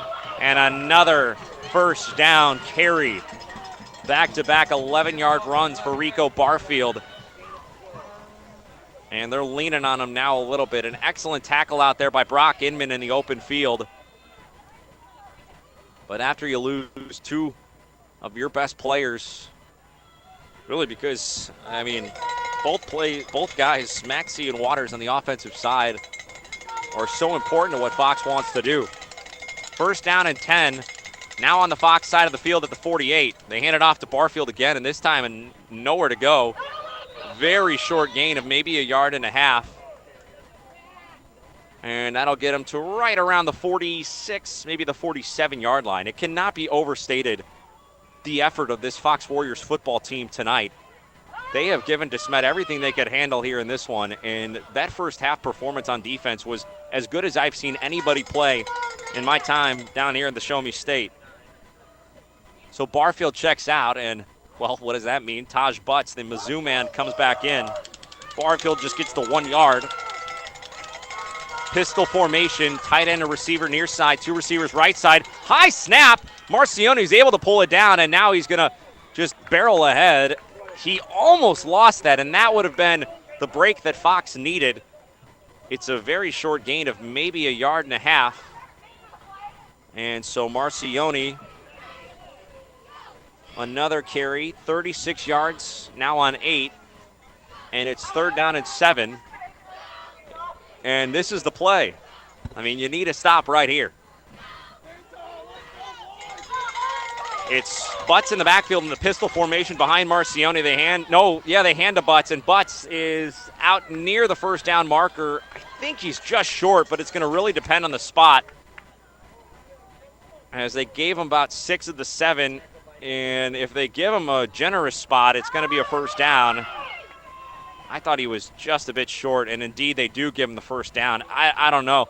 It's a tough angle from over here, but I thought he was at least a half yard short. But instead they move the chains, and so with that, the clock winds. 5:45 remaining in the fourth. 13-0 the score. Desmet over Fox. And the Vuvuzelas breaking out in a serenade. And so here we go. First and 10 at the 38-yard line going in for Desmet, and a handoff and a good run by number 5, Rico Barfield, as Barfield has himself another first down carry. He's got 34 yards on this drive alone, as they're just chopping him up now. 5:15 remaining in the game. And Desmet leading 13-0 with possession, clock winding. From the pistol formation with Barfield in the backfield, they're going to fake to him, and Marcione's going to try to get to the edge, spin move back inside, and he will get a positive gain of only a few yards, about 3. And now a flag comes flying in, and some emotions starting to run high on both sides, and a little bit of chippiness here. And why not? I mean, these two teams have slugged it out for all 3.5 quarters so far. Some pent-up frustration certainly for both sides on the offensive side. These two teams are not used to putting up the few amount of points that we've seen on the board tonight. And the penalty is actually going to go against Desmet. So obviously somebody said or did something on that side that drew the ire of the Zebras. And so move them back 15. And that helps. And now it looks like a timeout, as probably by Desmet. Want to talk it over a little bit. That'll give us a chance to thank a few more sponsors here tonight. Want to thank Patsy's Furniture in Park Hills, Pizza 101 South in Bonne Terre, Prairie Farms in Southeast Missouri, Presbyterian Manor in Farmington, Richard's Produce in Farmington, Serenity Hospice Care, Twin City Toyota in Herculaneum, and the UPS store in Festus. So if anything here tonight, folks, as I've said throughout, I have been beyond impressed by this Fox team and the way that they played throughout this ballgame against the team that a lot of people have Lily already put in the state championship, and some people have even bookmarked them as the state champion already in Class 6. But Fox has given them everything they could handle here tonight. Played to a 7-0 game through the first 3 quarters. Finally, at the start of the 4th quarter, they make it a 2-score game for the first time all night. And Fox they've done better than just about everybody else against this football team here this year. So far, Desmet scored 41, 38, 55, 54, and 28 in their 5 games. Fox has held them to just 13. That's better than anybody else has played against this offense that is littered with talent. So you cannot overstate the performance on that side of the ball by Fox here tonight. They just had a hard time getting ahead of the chains in that first half. And here in the second half, a couple of good carries, a couple of good drives, but 4 turnovers tonight by Fox has really been the story of the game. So they must have said after the play, so it is still a first down, and it's actually just 1st and 10. And now they're going to hand to Butts, and Butts is still on his feet. Butts inside the 15, and the ball comes out. What a play. Who's got it? Butts is already heading to the sidelines. He knew he lost it. Wow, how about that? Butts somehow stays on his feet. He rips off about a 25-yard gain, but then he loses the football. Well, that's a break that they desperately needed. 4:41 remaining in the game. Fox has got to go quick. Told you, they've had a few other players throw passes this season. I would imagine the trickery is going to be at the forefront of Coach Tinker's mind here in this one, on this drive. 4:41 to go in the game, 13-0 to score. Desmet leading Fox. Inman under center, back to throw. He'll flip it out to the near side, and it's incomplete as he tried to get it out to Luke Pisoni, who has played sensational tonight on both sides. Incomplete, and it'll make a 2nd down and long. Well, of course, 2nd down and 10 after the incomplete pass on 1st down. That's the 3rd pass tonight for Brock Inman, and they're going to have to continue to try to throw the football and try to get some big chunks here on this drive. Backed up on their own 14-yard line. Fox will send Thompson in motion, and they give to Thompson, and Thompson up the gut is going to have a good gain of maybe 3 or 4. But on 2nd down and 10 and 4.5 to go, they're going to have to go quickly now. Waters is out. Maxie's back in.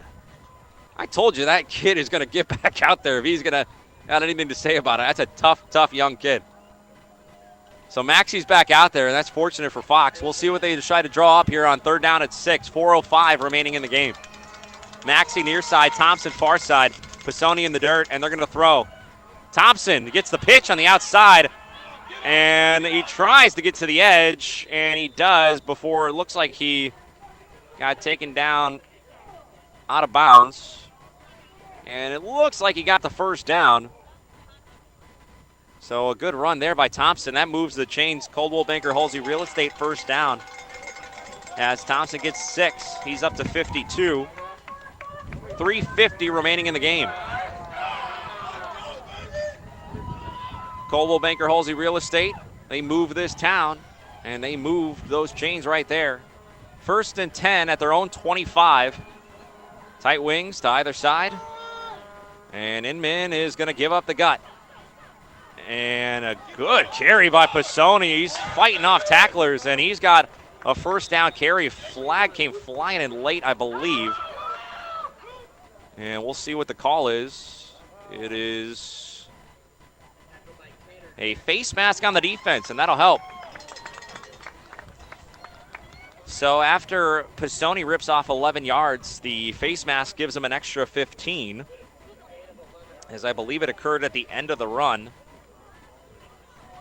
Just a handful of penalties tonight by Desmet. They played a clean football game. No turnovers for them, although they did have 3 turnover on downs in the first half.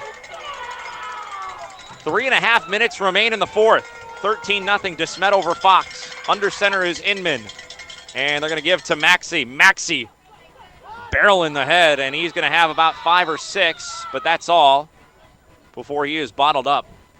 And again, the fact that he is back out there is incredible, and now he goes down in a heap. And so they're going to bring the trainers out, and that might be all for him. I can't believe he was back out there. The way that he came off the field, that is a tough, tough kid. But he's down again, and we'll take a break, come back.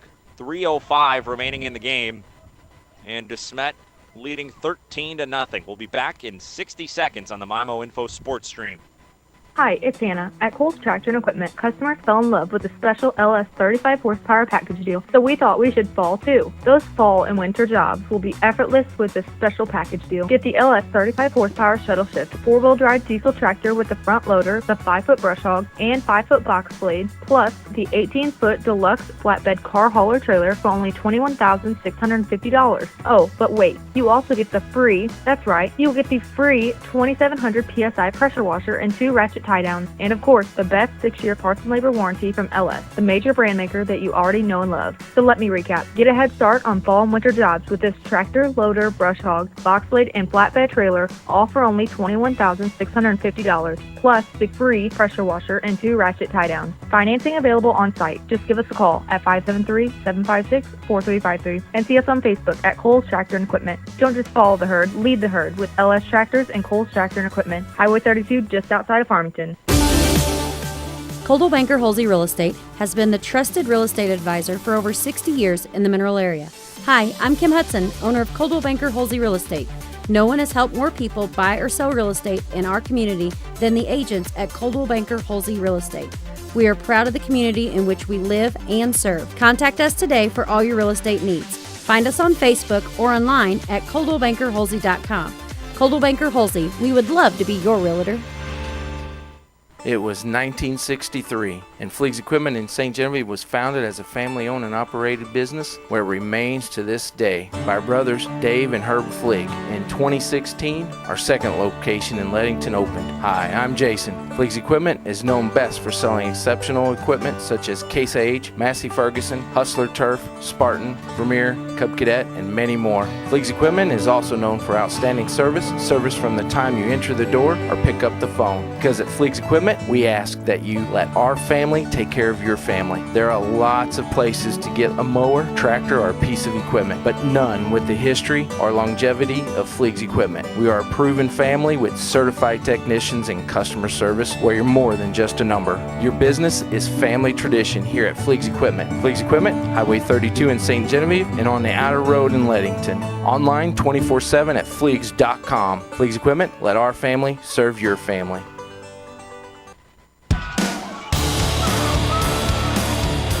Welcome back on the MIMO Info Sports Stream. One of the best plays of the night for the Fox Warriors goes for 15 yards, but a flag came flying down in the backfield, and it's going to be a hold on Fox. So they wipe off the big play as Brock Inman started off going right, reversed field, and went all the way back to the other side. And he got all the way out to about the 35 of Desmet, but as I said, the laundry on the field means it's coming back anyway. But let's take a look at our scoreboard here tonight. The Jefferson Blue Jays, they're beating Duchesne with 2 minutes remaining. 24-6 is the score there as the Blue Jays eye a chance to get to the Final Four. And Festus, they trail late in that game. Festus is down.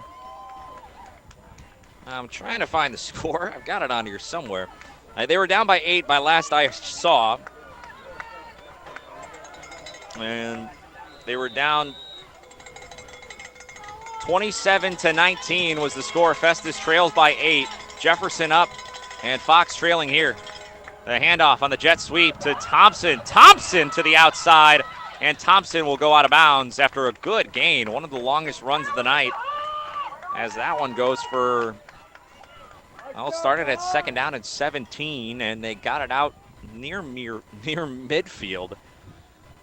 15 yards, they call it. Thompson with his longest run of the night. 2:48 remaining in the game. And a 3rd down and 4, now at their own 47-yard line. Thompson on the near side. in the wingback formation. Two receivers either side. Inman under center. They motion Thompson to the backfield and hand to him.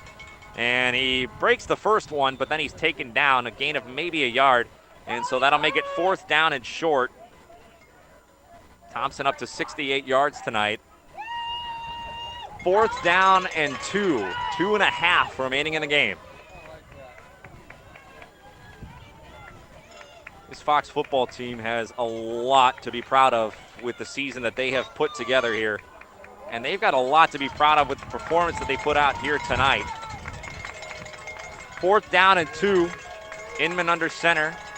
They motion, they give up the gut, and it's going to be close, and I think they'll give them the first down yardage as they gave it to Jaden Mitchell just right up the gut, and I think he fell forward for a first down. It's going to depend on the spot. I mean, if there where the white hat is, it's not even close, but you know, come on. I mean, give him a couple of inches there, right? I mean, you know, at this stage of the contest, we'll see what the call is as they're going to bring out the chain gang and see how close this is.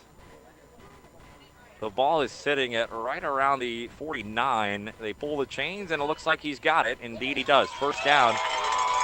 So a good carry for Jaden Mitchell. Gets the 2 they needed, and they move the chains. Another Coldwell Banker Halsey Real Estate first down. Want to thank a couple sponsors still for making tonight's broadcast possible. Patsy's Furniture. You'll love to shop at Patsy's on St. Joe Drive in Park Hills. Also want to thank the Gilster Mary Lee Corporation. Gilster Mary Lee is currently hiring CDL drivers. CDL licenses required. Call Mike Welker at 800-851-5371. So here we go with 2:08 on the clock. 1st and 10. Inman's going to roll out to the near side and throw.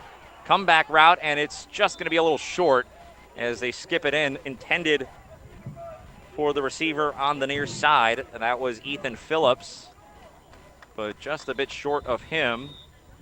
And now another player is down for Fox, and we'll see who it is.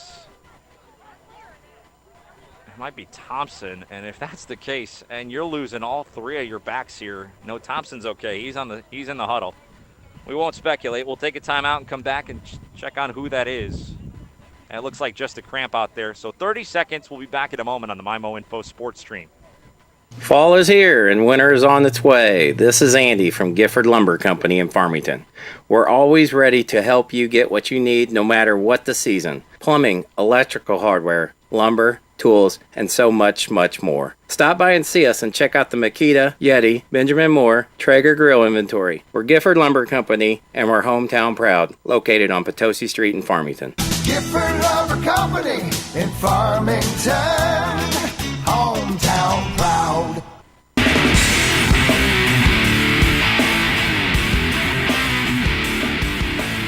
Welcome back here on the MyMo Info Sports Stream. I'm Brandon Pavlina. As I told you, our other games going on around the listening area on AM 1400 KJEF. Jefferson leads 24-6 over Duchesne with a few minutes remaining. Festus trails as they just gave up another touchdown, 34-19. They're down to Union. Inman back to throw, trying to get away from danger, and now he's just going to scamper out of bounds for no gain. And, I mean, look, this defensive line, Coach Tinker said they might be the best in the state. When you got Dakota Doyle, who's going to Baylor at the defensive tackle spot, and Makai Wingo, who's going to Mizzou, also up there. You're talking about 2 Division I football players chasing after Brock Inman. And he was able to get away, but he gets out of bounds, loses a yard, and so it's 3rd down and 11 with 2 minutes to go in the game. From left to right they go. Thompson on the near side. Receivers to either side of the formation. We'll see what they try to do here. Thompson motions to the backfield, and they're going to give it right up the gut, and a very short gain. As it was Jaden Mitchell who got maybe a yard, and now they stop the clock as Fox will take a timeout, and we'll take it with them. We'll be back in 30 seconds on the MyMo Info Sports Stream. Hi, Hi, welcome to the UPS store. Yeah, I'd like to ship this package. Great, I can help you with that and every other ing. Did you just say every other ing? Printing, packing, copying, faxing, freighting, any ing your small business needs. Shredding. Yep. Mailboxing. Uh-huh. Notarizing? That too. Wow, that's really some ing. Now you're getting it. The UPS store. Every ing for small business. And of course, shipping. Hi, this is Jim, owner of the UPS store in Festus. See us now at our new location at 650 North Creek Drive next to Tiger Express Car Wash. This is Dr. Karen Melton at Hearing Care Partners. We hope you don't miss a single thing this sports season. Stop by for a free hearing screening so you'll hear every play and the person sitting right next to you. One of the best parts of the game is chatting with old friends and making new ones. We wish all our local players a safe and healthy sports season. It's Hearing Care Partners. Find us online at hearingcarepartners.com.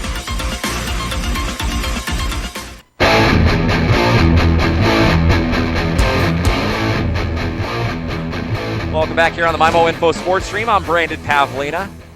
Minute 52 remaining in the ball game. Desmet leading 13-0. The Jefferson Blue Jays, their game just went final. They beat Duchesne. Jefferson heads to the Class 2 state semifinal.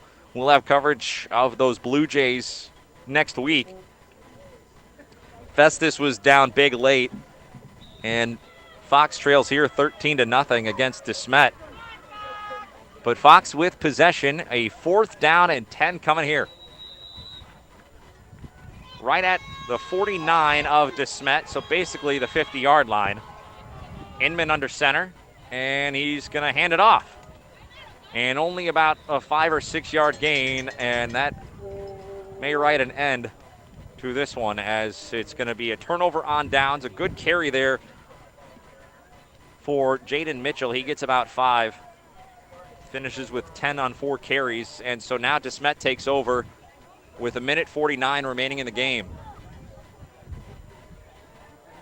As I've said throughout, you can't overstate how Fox played here tonight. The score is going to indicate that they didn't do a whole lot on the offensive side, but that 13 points for Desmet on their side is pretty remarkable. And what a season this Fox Warriors team has had. First 10-win season in program history. First district championship in program history. And now back comes Desmet, a handoff on the 1st and 10, and it's about 10 yards.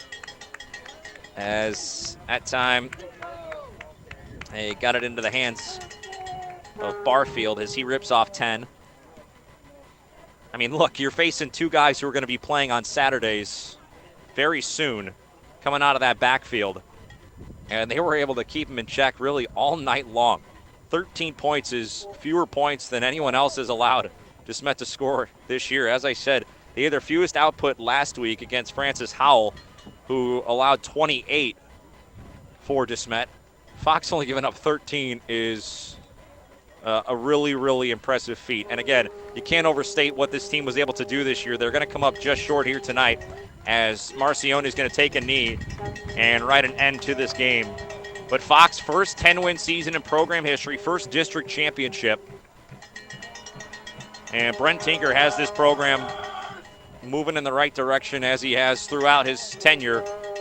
And they have shown everybody that this is a team to reckon with going forward in Class 6. Jackson used to be the hurdle that this Fox team had to get over, and what a hurdle that is. But now that they find themselves in Class 6, I'll tell you what, this Fox team could be a force to be reckoned with in this class going forward. To have to compete, of course, with these St. Louis County schools who bring a lot of talent to the field. But Fox, they gave them everything they could handle here tonight. An absolutely fantastic performance, but Desmet will come away with the win.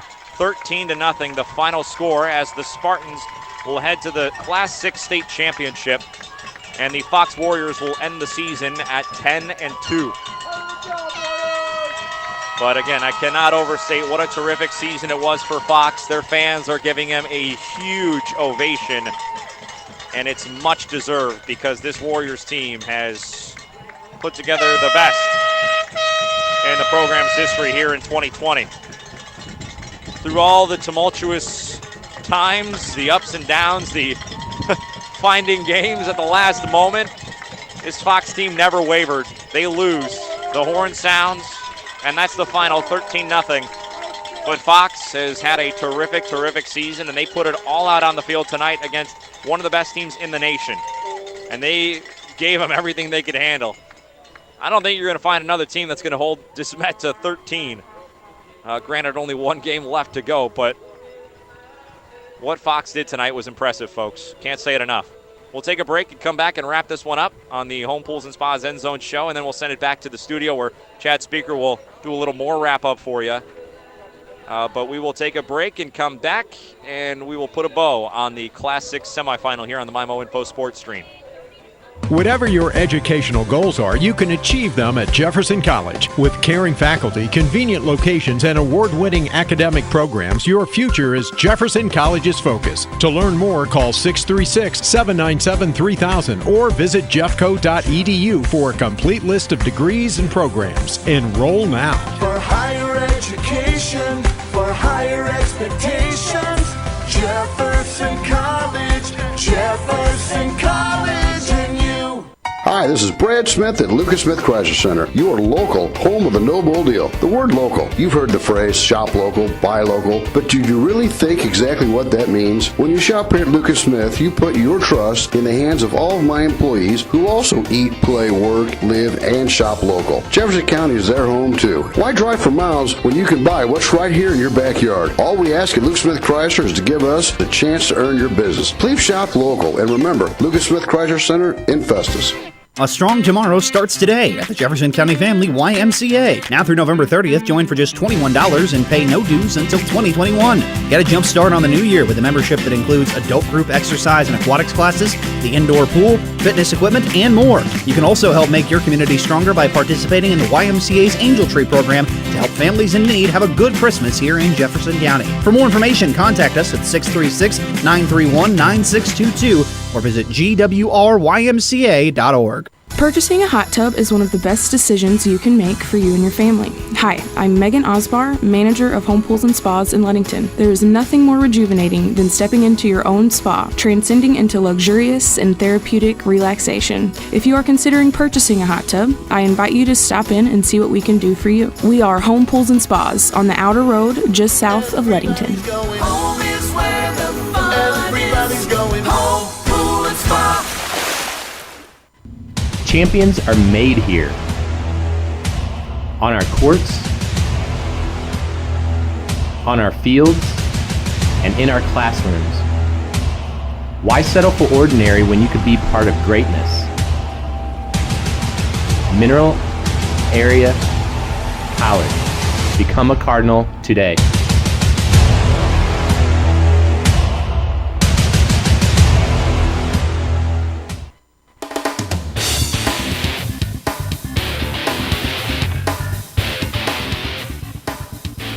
Welcome back in here on the MyMo Info Sports Stream. I'm Brandon Pavlina, Home Pools and Spas End Zone show. Before we send it on back to the studio, you cannot listen to the full post game here on the Sports Stream. This will end, but you can go check it out on J98. That's 98.5 FM. Of course, if you're listening online, as you are to this game, you can go and stream J98 on our website. Just go to mymoinfo.com, go to the stations tab, and then click on J98, and you can stream the same way you're doing this right now. Or go to 98.5 FM on your radio dial. Or just go to our Twitter feed, MyMo Info Sports. There's links there as well. But the final score tonight, 13-0. Desmet wins. They move on to the state championship. The Fox Warriors, their season comes to an end at 10-2. Of course, Desmet won the Class 6 state championship last year, so an opportunity for the Spartans to repeat. And they're a terrific football team. There's no doubt about it. They played a good football game tonight, but it cannot be overstated, and I've said it a few times, and I'll continue to say it until I sign off. You cannot overstate the performance this Fox team put on tonight. That is closer than anybody has been to Desmet all year long. As I've told you throughout, the number 9 ranked team in the nation, 8 Division I recruits. They're as loaded as anybody in the state, and Fox played them to a 7-0 game through 3 quarters, but ultimately just could not quite get the offense going enough to hang around late. But 13 points for an offense that puts up over 43 a game, that's impressive, any way you slice it. And Fox, with their first 10-win season in program history, first district championship in program history, there is a lot to be proud of this Fox Warriors football team and the season that they have had. So congratulations to the Fox Warriors on an excellent season. Truly, truly one of the best in program history, perhaps the best. 10 wins first time, district championship first time, and they come up just short, but they put an absolute Herculean effort on tonight against this Desmet team. Can't state it enough. What a performance by the defense, and I cannot tip my cap enough to the Fox Warriors because I haven't had a chance to see them all year. I've talked to Brent Tinker a whole bunch on our post-game shows and such. I love talking to him, man. He is a fun guy to talk to about the game of football, and he really cares about this program and his players. And I've enjoyed getting to know him over the year through a virtual distance way. Now I get a chance to come out and meet him here tonight. Unfortunately, their season comes to an end, but I could not be more impressed with what this Fox Warriors team was able to do in 2020, in particular, what they did out here tonight. So I think I've sugar-coated it enough for you guys or laid it on thick enough, but I'm being frank and being totally honest. Just impressive tonight by the Fox Warriors. Unfortunate that their season comes to an end, but a terrific year and truly a great effort here tonight against a really, really challenging and a potent offensive team. So Desmet wins. They head out to the Class 6 state championship. Fox, their season ends at 10-2. We will send it on back to the studio. We will send it on to the end of the MyMo Info Sports Stream. Again, check out the Home Pools and Spas End Zone show tonight on J98.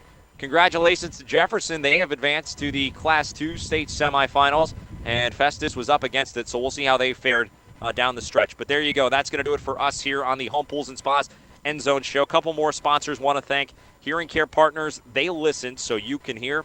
Serenity Hospice Care, peace of mind when it matters most. SerenityHospiceCare.org. And, of course, Applebee's of Farmington, doing good in the neighborhood. So Fox loses, Desmet wins. Final score, 13-0 here on the MyMo Info Sports Stream. Thank you all. Thank you to the Fox Warriors fan base for hanging out with us here tonight. As I said, a lot of fun following you guys along all year long. Fortunately that we were only here for this one. But you guys got a lot to be proud of and a lot to be excited about after the season that you all put together here this year. I will have a chance to catch up with Brent Tinker here on the postgame show. You could check out that interview again on J98. So check that out, 98.5 FM. But I'm leaving. As always, my good people, be good and please wear a mask.